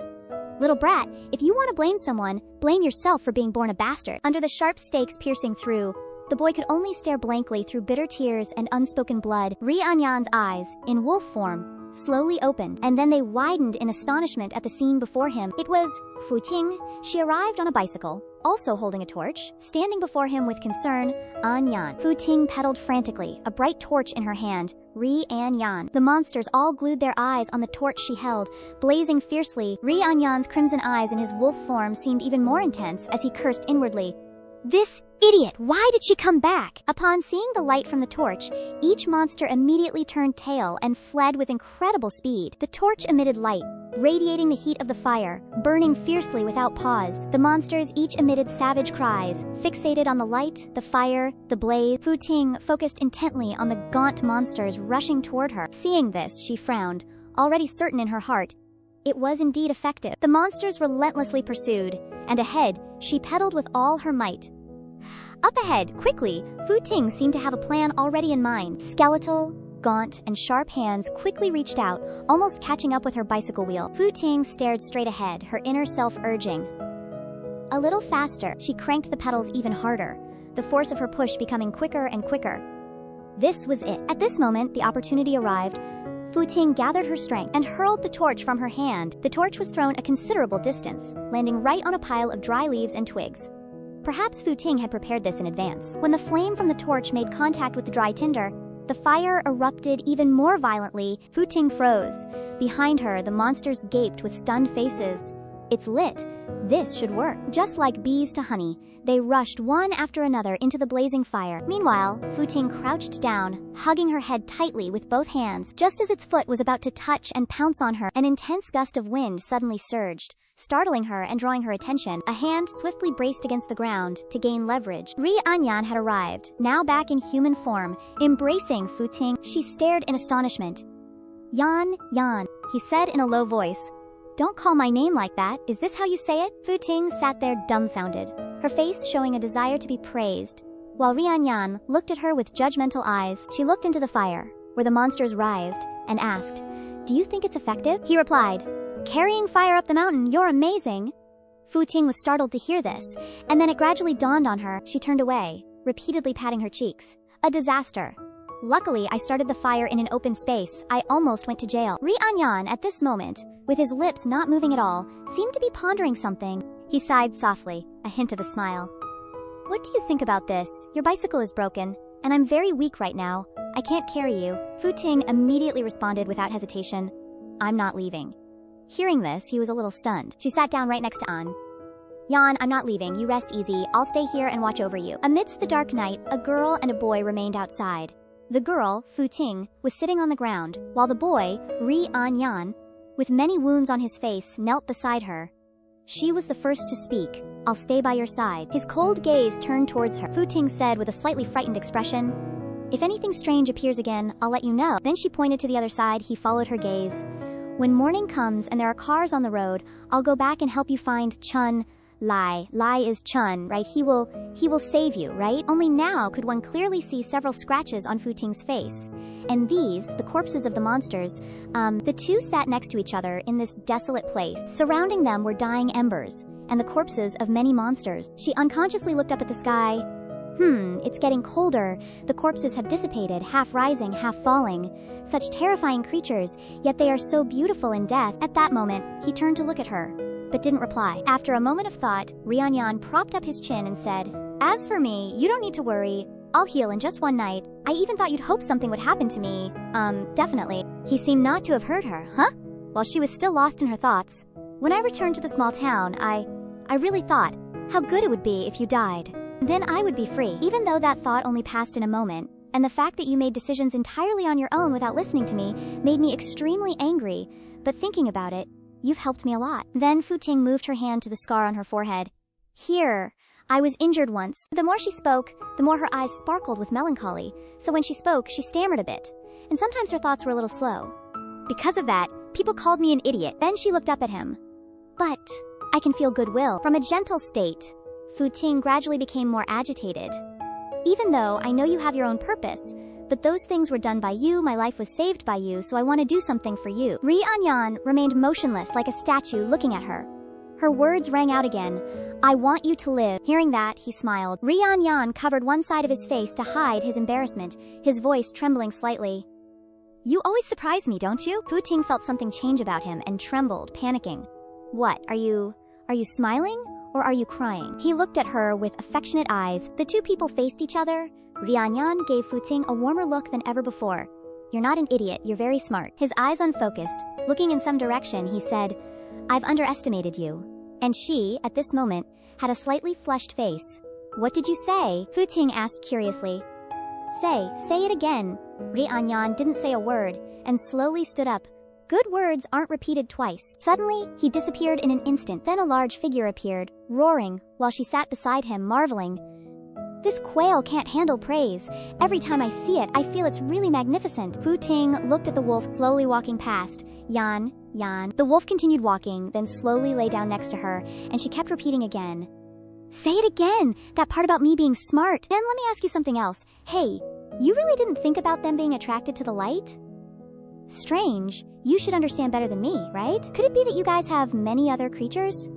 Hey, are there turtles? If they eat people, will they be able to catch up? A series of questions were asked. He listened until his head ached, his eyes gradually turning red. Suddenly, Fu Ting was pushed into his embrace by him. Then you, hey you, shut up and rest. I'll take you home tomorrow morning. If not, change a car and go home yourself. Hearing that, she replied, got it. Her whole body was enveloped by the wolf that was him. Fu Ting clenched her fists to feel the warmth, thinking, actually for him, I probably feel more than just gratitude. It's so soft, so warm. That feeling is stronger, a little bit stronger than gratitude. Hey Yan, you rest. Don't worry, I won't sleep. Ri Anyan interrupted. Shut up. She could only think in her heart, maybe it's because of those moments, that feeling that he gives me, really makes me really look forward to it. Fu Ting and Ri Anyan rested, embracing each other amidst snow-covered mountains. Suddenly, he sensed something was wrong and opened his terrifying eyes to observe. His eyes suddenly turned bright red. He roared. Turns out it's Ri Anyan's younger brother, adorable Achun, a mischievous smile on his face. Waving his hand, hello, big brother. Achun narrowed his eyes, laughing at his brother's misfortune. I told you, seeing the flying powder, I felt something was off, and when I rushed over, I saw you like this. Ri Anyan, covered in snow, embraced Fu Ting, lazily gazing at his younger brother. Achun raised his eyebrows. Surprised, he leaned closer. Are you injured? Because of her, Ri Anyan replied casually. It's getting better. Fu Ting was sound asleep in his arms, curled up like a kitten, even pulling his leg to use as a blanket. Ri Anyan, seeing her actions, thought helplessly she was just confidently saying she would watch over me while I slept. The younger brother laughed loudly. Having to keep an eye on this girl all day, it must be tough for you. He made an ooh sound, then continued babbling. No wonder you were running around trying to break the bond before. Suddenly, Ri Anyan's wolf eyes lit up with a scarlet glow. There is a way. He recalled what his sister once said. She had found some records in the books. Actually, it has appeared before. The gatekeeper, there wasn't just one. It's just that person died, and a few years later, another one appeared. Remember when my sister read a fortune for her? She has no future. The dead have no future. When life disappears, the heart fragment will automatically break free. Surprising, isn't it? Simple, right? Achun said. It depends on what you choose. I know you hate her, Ri Anyan replied calmly. No need. The wolf cub's eyes widened. Ri Anyan transformed back into human form, wrapping his arms around Fu Ting. His eyes lingered on her, his voice lazy. No need for now. It's not easy to find someone as simple-minded as her. It's quite interesting instead, Achun asked, full of doubt, leaning in close, simple-minded. Then he seemed to understand something and nodded. I get it. Simple-minded, easy to manipulate. Skillfully use her. She can help us accomplish great things. That's what they all say in the movies. Ri Anyan immediately kicked his wolf cub brother. Shut up. Manipulate? Manipulate what? What kind of weird movies are you watching again? The wolf cub fell over, saying miserably, ways to stay healthy after 30. People's hearts are hard to guess. Ri Anyan lazily ignored the cub, only patted the girl in his arms gently, his voice low. Hey, wake up, we're home. At the student residence, gathering so much scrap metal, Fu Ting looked at the money on the security guard's desk with a pained expression, feeling a pang in her heart. This amount of money, it should be enough. She clasped her hands together, apologizing to the sleeping security guard, her voice as small as a mosquito's buzz. Uncle, I'm sorry. The bicycle, it's gone. Not daring to stay long, after speaking, Fu Ting sneaked back to the residence. Had to hurry back. It would be a big deal if she was discovered. Ri Anyan stood outside the door with his arms crossed, watching her. He said, raising his voice, "Hey, remember to come find me after school, don't run around." Fu Ting was startled, stopping abruptly, quickly shushing him, lowering her voice. "Keep it down, don't you dare get me in trouble." She snorted, not saying another word to him. Running away was the best plan. Then she hurriedly ran off, head down. Rianyan chuckled. Then he turned around, thinking to himself, "Next, which rooftop should I lie on for a while? Still should keep watch to see if she's affected by the heart fragment, but it's still better to be careful." But just as he was about to leave, he suddenly heard a man's voice shout angrily, "Fu Ting!" He frowned. Her voice followed, a little flustered. "Dad?" He thought quickly. She got caught. Why is her dad here? Just find a reason to gloss over it. Suddenly, a smack. His eyes widened. He turned his head. It was the sound of a slap. Fu Ting took each step carefully, tiptoeing like a little cat, gently and slowly. Her clear eyes cautiously looked around, silently telling herself, taking advantage of the fact that everyone was still asleep. Finally, she made it back to her room. Before she could even breathe a sigh of relief, Fu Ting looked up. The image before her made her heart clench, almost jumping out of her chest. A hand came crashing down. A deep, gruff voice roared, "Didn't I tell you not to do anything that would embarrass me?" Her eyes widened, horrified as she looked at the man before her. Her heart felt like it was being squeezed. Instinctively, she quickly turned her face away, while raising her hand to block the slap. Smack! The dry sound echoed in the dark night, the slap landing on the back of her hand. Fu Ting looked up at him in panic, trembling like a flower swaying in the wind. She softly called out, "Dad?" The man before her, the one she called Dad, narrowed his eyes at her, his voice filled with anger. "You dare to dodge? What kind of girl goes out at this hour?" With that, he grabbed her jacket, his rough hand raised high again, about to hit her. He angrily yelled, "The teacher called me in the middle of the night saying you were missing. You're really making me lose face. Don't forget why I adopted you." Just as he was about to strike her, bang! Suddenly, Rianyan forcefully pushed the glass door open, slamming it straight into his face. He staggered, clutching his face in dizziness. Fu Ting was slightly surprised to see him, Yan. He waved his hand, his lazy voice rang out, "Oh, how embarrassing." His soft black hair was slightly messy. A faint smile still lingered on his lips. His long phoenix eyes casually looked down at the man, his tone light. Just now, this gentleman was about to hit this kid. He was still holding his face from the sudden blow, glaring at him. "Who are you?" Just as the atmosphere was becoming tense, an anxious voice rang out, "Fu Ting." The teacher ran over, her face full of worry. "Where did you go? Your roommate said you were missing. You scared me to death." He immediately adjusted his expression, forcing a smile at the teacher. "Thank you for your hard work." Ri Anyan stood beside them, his eyes filled with complicated emotions as he looked at the man. At this moment, he quickly put his arm around Fu Ting's shoulders, bowing his head and speaking to the teacher in a falsely apologetic tone. "This child has really caused you trouble." The teacher hurriedly waved her hand. "Not at all, not at all." He turned to Fu Ting, quickly apologized to the teacher. Fu Ting obediently lowered her head.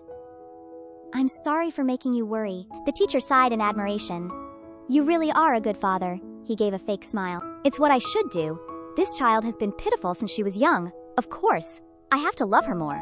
Meanwhile, Rianyan observed everything, silently watching the small girl lower her head, her hands tightly gripping her clothes. He recalled that, no wonder, when he told her to make a wish, she wished for a home and family. After the field trip, the students returned to school. Fu Ting walked listlessly, her pace slightly lagging behind.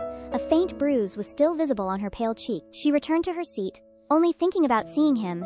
She secretly muttered with joy, "Tonight, I have to go find Yan. This time, I definitely have to. Be careful." She suddenly stopped. She tilted her head blankly, questioning herself in confusion.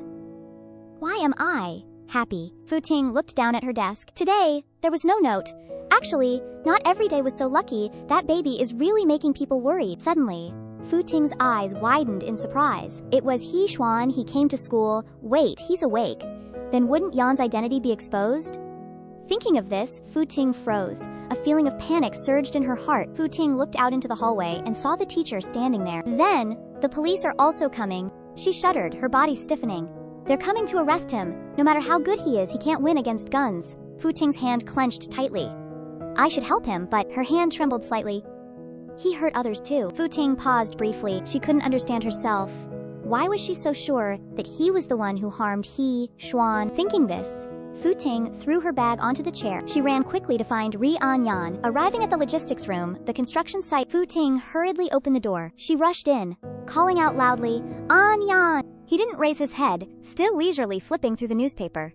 The newspaper he was reading was news about her and her father, he said indifferently. No need to shout. In the room was a simple wooden table. Ryan sat sideways on the chair, his long legs propped up on the table. He leaned back comfortably, looking unbelievably lazy yet elegant. He glanced at her. He had already heard her footsteps from afar. Fu Ting walked over and leaned her face close to his, her small face so close that she could see each of his long eyelashes clearly. That day, the day we first met, I'll ask again. Was it you who hurt my friend? Ryan was indifferent, his tone nonchalant. So what if it was, so what if it wasn't? You should worry about yourself. Fu Ting hadn't even reacted yet. He already sat up, resting his chin on his hand as he looked at her, the corners of his lips slightly curved. The school is spreading rumors that you're dating me at midnight. Adding fuel to the fire, Fu Ting turned her face away, taking a deep breath, trying to calm herself. It's just rumors. But Ryan's face was already as red as a tomato, proving she was very embarrassed. You tease, only you will be the one taking the blame. Ryan felt his body burning up because of her embarrassment, and got annoyed.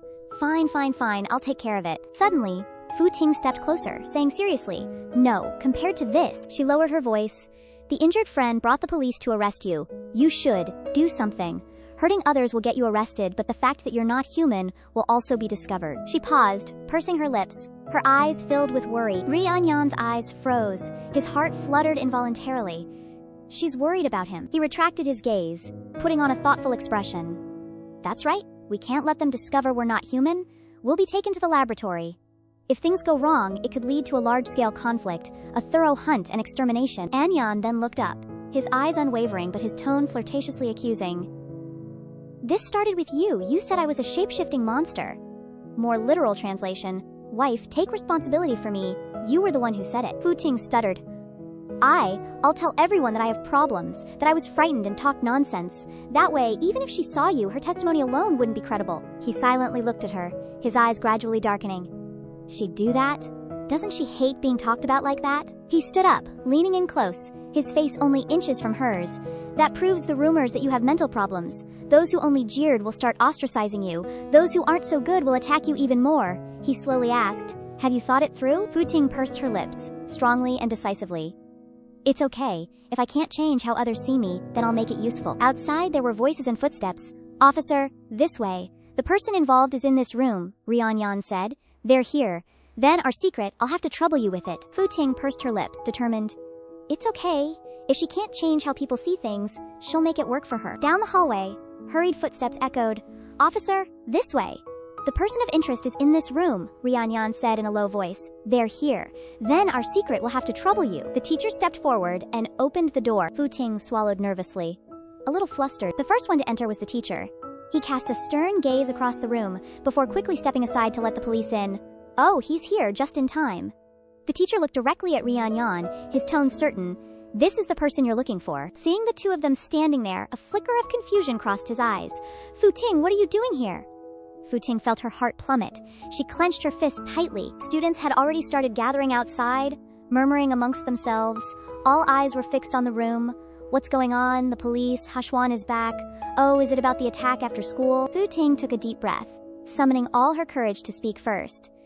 Teacher, I came to testify. She raised her voice, trying to keep it from trembling. Actually, that day, before she could finish, a voice interrupted. It's you. A woman rushed forward and grabbed Ryan's hand. She gripped his hand tightly, shaking it with immense gratitude shining in her eyes. Thank you so much. The police said there were signs of humans and animals at the scene. If you hadn't shown up and driven them away, my daughter would have lost her life. Ryan smiled faintly and replied, it was nothing. Fu Ting stood frozen, staring at the scene before her. Her brain was still processing. Hashwan's mother was happily holding his hand.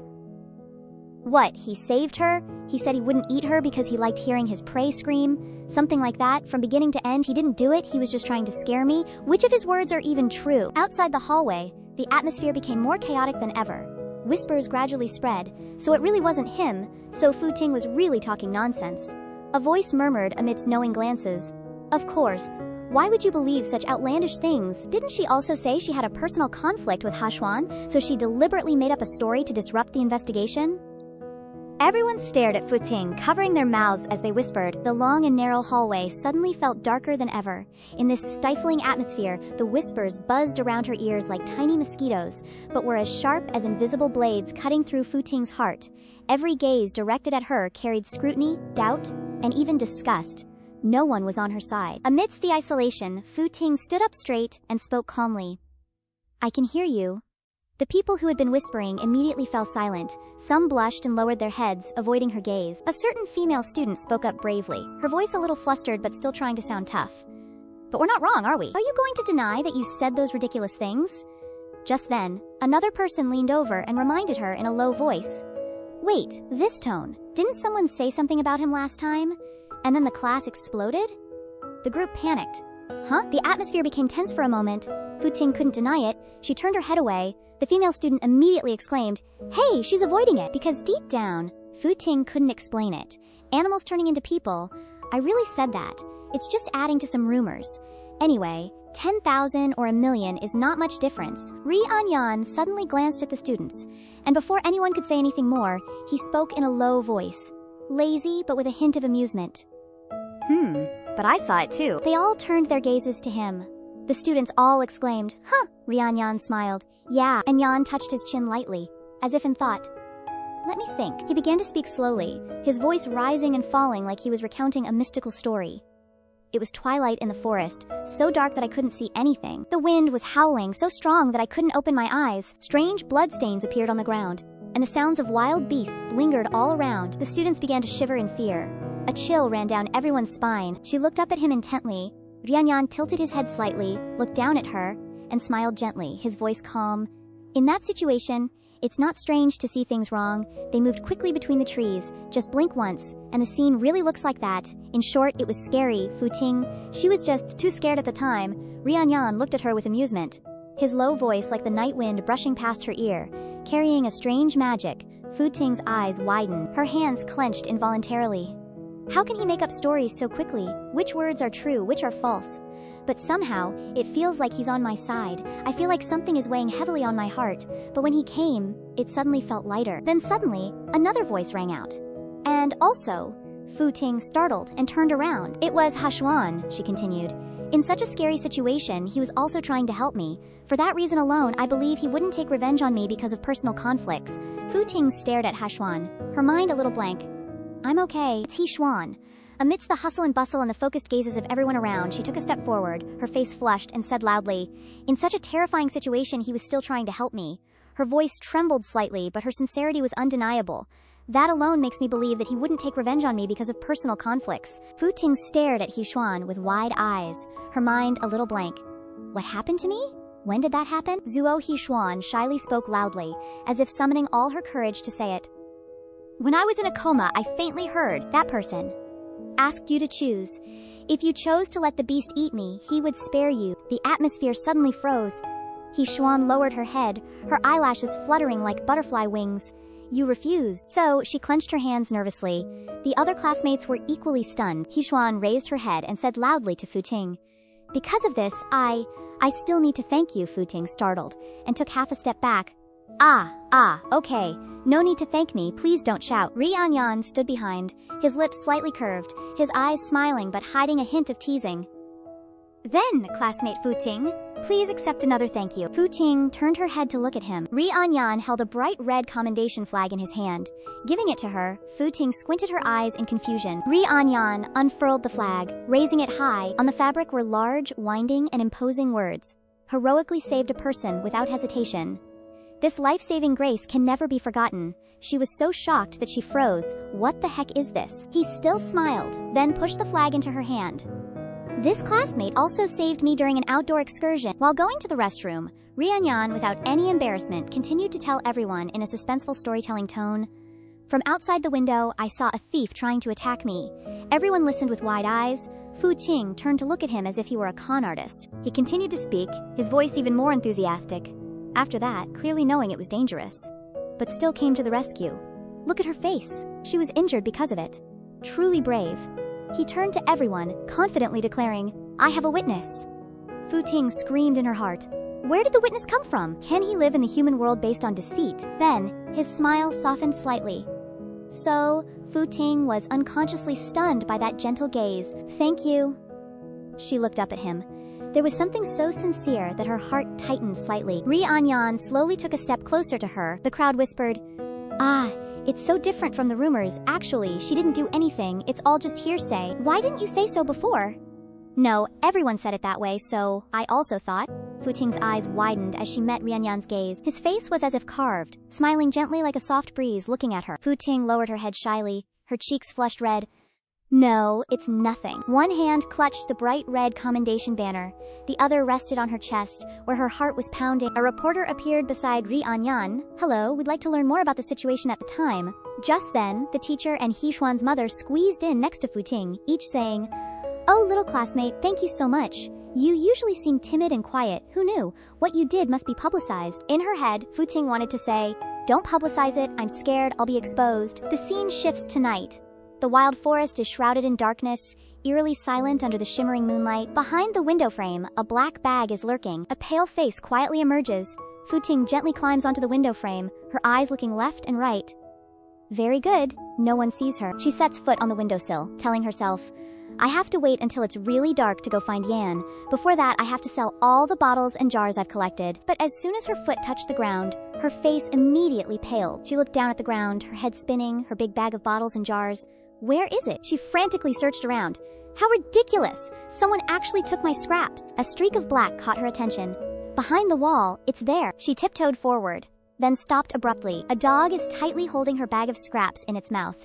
Its eyes are glowing red as it stares at her. Fu Ting thought to herself, "A puppy." She bent down beside the dog and said softly, Hey, good dog. Give it back, the bottles." She didn't know someone's footsteps were approaching behind her, silently observing her for a while now. He opened his mouth, baring his teeth, a voice from behind, low and spine-chilling. "Little sister." The person moved closer, the dog's tail wagging gently. Fu Ting felt fear tightening around her as she heard those words. He moved even closer. "You smell so good, sis." A voice from behind, deep and spine-chilling, said, "Little sister." The person slowly approached, tail wagging like a predator teasing its prey. Fu Ting, hearing those words, felt fear tightening its grip, her breathing becoming heavy. He gradually closed the distance.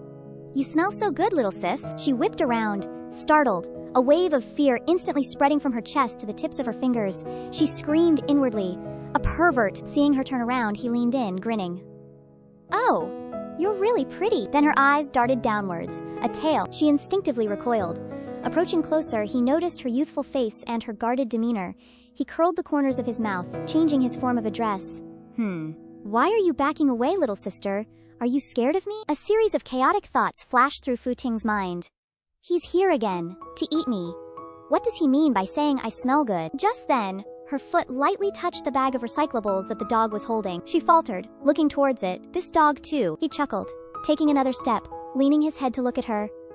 "Little sister?" Her whole body trembled slightly, shyly lowering her head. He cornered her against the wall. "These recyclables, whoever picks them up owns them, right? Picking through trash, exposed to the sun and rain, getting your hands dirty, your parents must be heartbroken. Give the recyclables to Big Brother, and Big Brother will treat you to milk tea." She pursed her lips tightly, the terrifying scene from that day suddenly flashing in her mind. The monster. She clenched her fists, thinking, it'll be just like that day's situation. Her mind was racing, searching for an escape, when suddenly, in desperation, a bold idea flashed.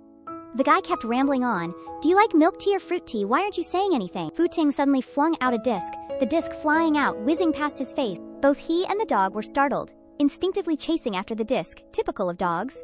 "Mine, woof woof." Fu Ting's eyes widened, thinking inwardly. That actually worked. Taking advantage of this moment, got a scram. Without hesitating, she spun around, immediately turning her back and running. The guy and the dog were still fighting over the disc. Suddenly, the dog who was holding the plate paused. "Wait a minute." His voice deepened. He turned around, his eyes flashing with annoyance. The disc was still tightly clamped in his jaws. He and the dog ran quickly towards her. "This little brat, is she messing with me like I'm a dog?" Fu Ting was shocked, not expecting him to be so fast. Panicked, she quickly grabbed the old broom beside the corner of the wall, tremulously saying, "These bottles and cans, you can take them all, but stay away from me. Otherwise I'll call for help. You don't want others to see you, right?" Her body continued to tremble nonstop. He raised an eyebrow, a glint of amusement flashing in his eyes, then chuckled. Little sister, you don't think you can subdue me with just this broom, Aya? You look so cute when you're angry. Forget the bottles and jars. Your big brother just wants to invite you for a drink, a little date. His eyes suddenly widened, full of astonishment. Immediately after, a broom swept straight onto his head without mercy. Fu Ting's face looked down, pursing her lips, thinking to herself, wasn't he just boasting about how he couldn't be subdued? Forget it. She hit him again, and another hit. And more hits she struck in rapid succession. So you want to eat me, so you call me, cute little sister? The sound of the broom hitting thwack thwack thwack echoed on him like drumbeats. He clutched his head, screaming, I was wrong, I was wrong. Suddenly, a familiar voice abruptly cut through the air. Feeling better now, are we? That deep voice made Fu Ting's whole body freeze. She spun around. On the wall behind her, a tall figure was squatting. Rianyan leaned down and said, "You're quite energetic. Seems like I don't need to worry about your body not being able to handle the studying." Her eyes widened. "When did you get here? You're like a ghost." He rested his chin on his hand, smiling. "I've always been here. Didn't I say I like watching you humans in your moments of fear? I just enjoyed a very satisfying show." Her face flushed red, furious enough to explode. You evil," he replied casually from the high wall. "Ha! Thank you for the compliment." Rianyan glanced over at the two people there, the two guys. "Did I tell you, too, you could move?" The two guys wanted to run away, but their feet seemed glued to the ground, unable to escape. "Come here, I want to ask you some questions. A-N-G-E? A-N-G-E? Just ask." Fu Ting's eyes looked at him. She wavered slightly. Her eyes met his solid back. A familiar feeling spread in her chest. She breathed slowly, discovering her body wasn't shaking anymore. Rianyan squatted down in front of the two, his eyes as cold as ice, asking one question at a time. One question at a time. "I told you to stay put, but you two were here stealing this little girl's bottles and jars?" The dog-like man stammered in fear.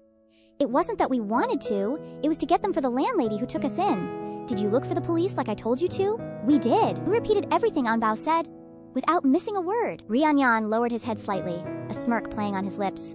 "And there's also..." He looked directly at them, his gaze making them afraid to breathe.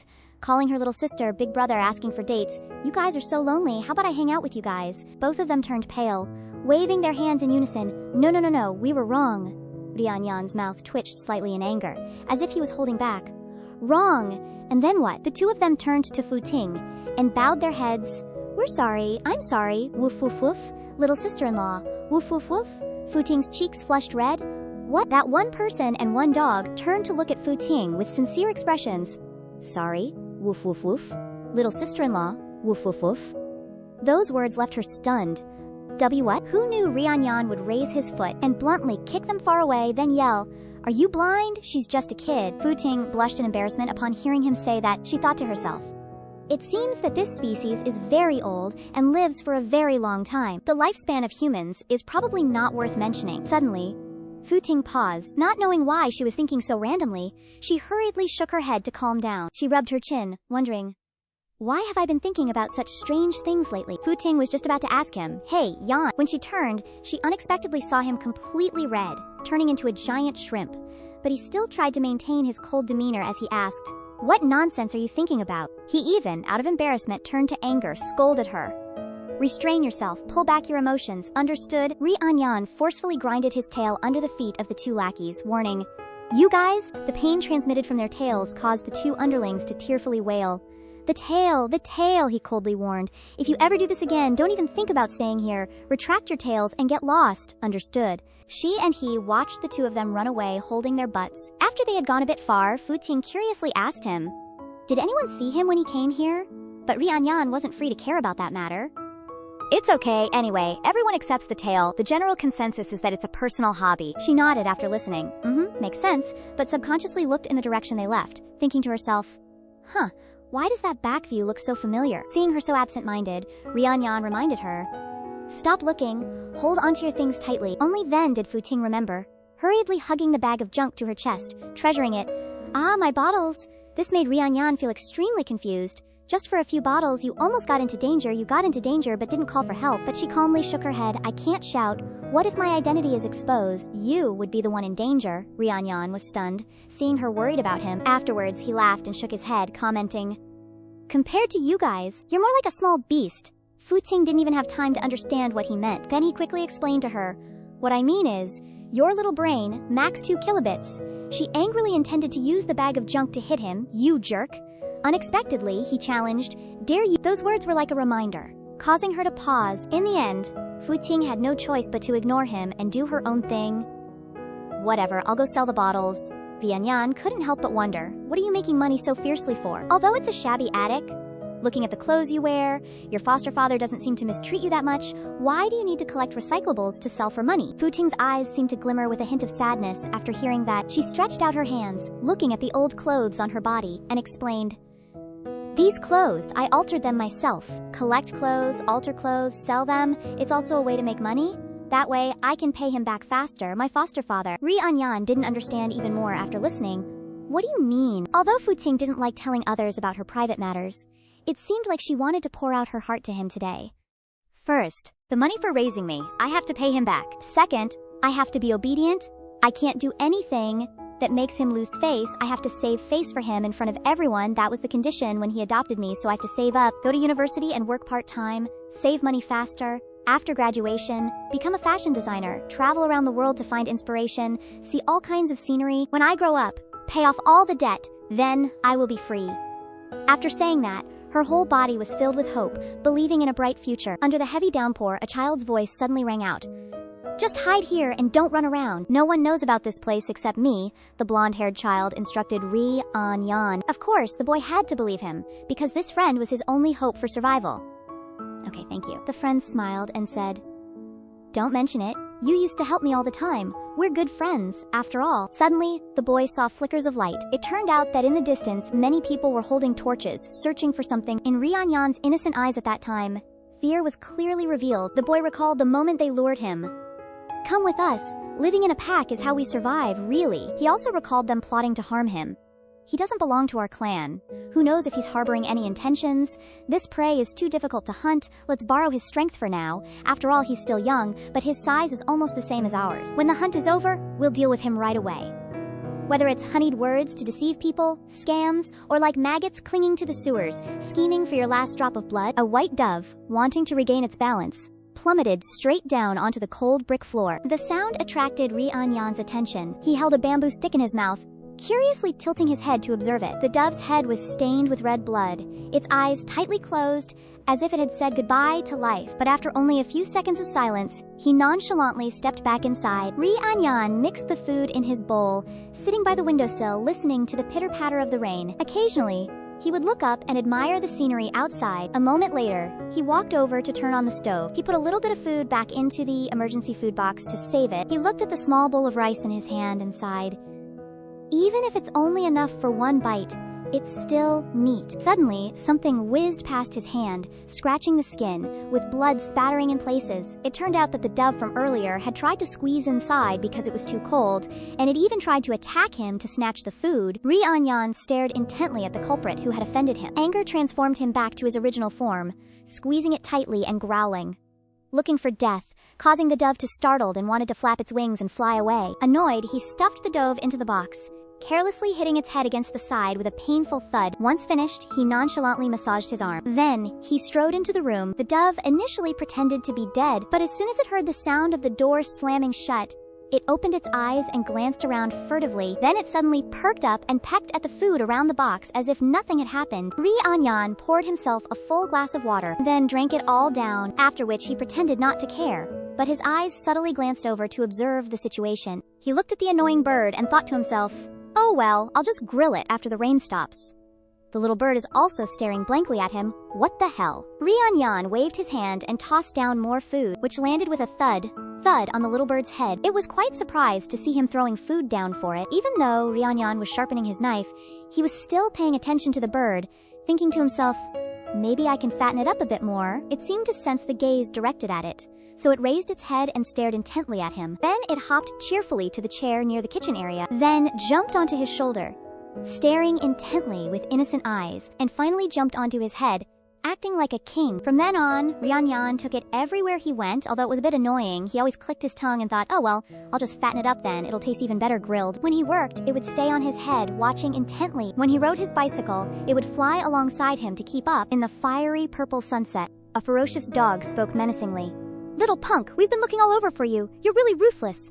How many of our people did you kill back then? Have you ever counted? Rianyan crawled on the ground, not bothering to provoke them, and bluntly said, "It's still because of you, bunch of good-for-nothings." Sure enough, the leader dog angrily yelled, "You little brat, everyone! Get him!" His eyes remained as firm as before. Suddenly, a white blur flashed across Rianyan's face, making his eyes widen in surprise. It turned out that the white dove had rushed up to attack the leader dog. Injuring itself in the process, Rianyan thought to himself, "Just for a little bit of food. Just for a little bit of benefit. It's clearly such a weak thing, you idiot." Deep down, he was already familiar with it, and just seeing it get hurt made his heart ache. Rianyan stood silently for a long time. At that moment, he felt that must be. He looked at Fu Ting standing next to him, grinned, and thought, "Fate has given me a gift." Rianyan silently smiled at her. A smile full of hidden meaning. Seeing that scheming smile, Fu Ting stammered, "Rianyan, that strange smile. What does it mean? Don't you dare take my bottle." Suddenly, he leaned in close, pulling her into an embrace. Then, he scooped her up and leaped onto the rooftop. Fu Ting could only shake her head, resigned. Again, Rianyan supported her bottom with one hand and held the junk bag with the other and said, "Your treasures are safe on the roof for now. We'll get them later." Fu Ting wondered, "Where exactly are you taking me?" She couldn't help but sigh. "Why is your brain capacity so limited? Didn't I say we're going to learn skills?" She was quite familiar with his unorthodox methods of movement, but experiencing it herself, she panicked and screamed, "No, wait! Can't we choose a safer way to travel? Put me down!" Hearing her loud scream, Rianyan coldly retorted, "Oh, you don't like it?" He was moving so fast that even her shadow blurred. Looking at the dense forest below, with trees thick and the depths as dark as ink, Rianyan took advantage of Fu Ting covering her eyes in fear. He wore a calculating smile. The hand supporting her bottom gradually loosened. "Oh, is that so? Then okay." As soon as he finished speaking, he let go. Fu Ting felt her body no longer being supported. Her whole being fell helplessly downwards. Fu Ting was so scared she didn't even have the strength to scream. She thought, "What is this? Is this an assassination plot? I knew I shouldn't have had any good expectations of him. He's a bad person, a devil." Rianyan deliberately let her fall alone for a few seconds. Then, he shot down like an arrow. Transforming into his true form, he landed, ready to catch her. He waited for Fu Ting to fall onto his back before reminding her, "Hold on tight." She had just snapped back to reality after a terrifying shock. "Okay," she said, but before she could finish, he tore through the wind. Too fast. Once she adjusted to his pace, Fu Ting calmed down a bit. She turned her head to admire the scenery behind them. They were speeding across a vast field of reeds. Fu Ting looked around and exclaimed, "The trees are so tall. Are those clouds up there? Are we going up there?" Rianyan, no matter where they were, didn't forget to tease her. "It's rare for you to be so clever." As he bent his knees to gain momentum, he kindly reminded her, "Hold on tight, we're going up soon." Fu Ting's hands tightened accordingly. His feet slammed down on the ground. The force from his feet propelled them upwards. Fu Ting closed her eyes and thought, "Is this piercing through the clouds?" The feeling was unexpected, cool, moist, like mist. So refreshing. She wondered what the place they were going to be like. She didn't know how much time had passed before Rianyan's voice cut through her thoughts. "Hey, open your eyes." She felt the sunlight shining directly on her face and exclaimed, "So warm." When she fully opened her eyes, she was immediately stunned. Before her was a sunset on the clouds. So, this world does have beautiful corners that I once wanted to see. Rianyan held Fu Ting in his arms. The two of them stood on a branch, gazing at the scene before them. The sunset above the clouds. She looked down at him with her sparkling eyes, just as Rianyan asked Fu Ting, "So, is this the view of the world you wanted to see? That you'd never seen before? You came all this way just to see this." Rianyan put Fu Ting down. Also, he gently reminded her, "If you encounter danger, you have to shout, 'Call my name,' and I'll appear right away." Fu Ting, seeing Rianyan's concern, stared at him, her face gradually turning red. Suddenly, Rianyan moved his face close to Fu Ting's, making her even more shy. "After all, there was a deal first. I will keep you safe until the deal ends. Of course, after the deal ends, I won't care anymore, you know." I know already." He sat down on the branch, briefly introducing the place to Fu Ting,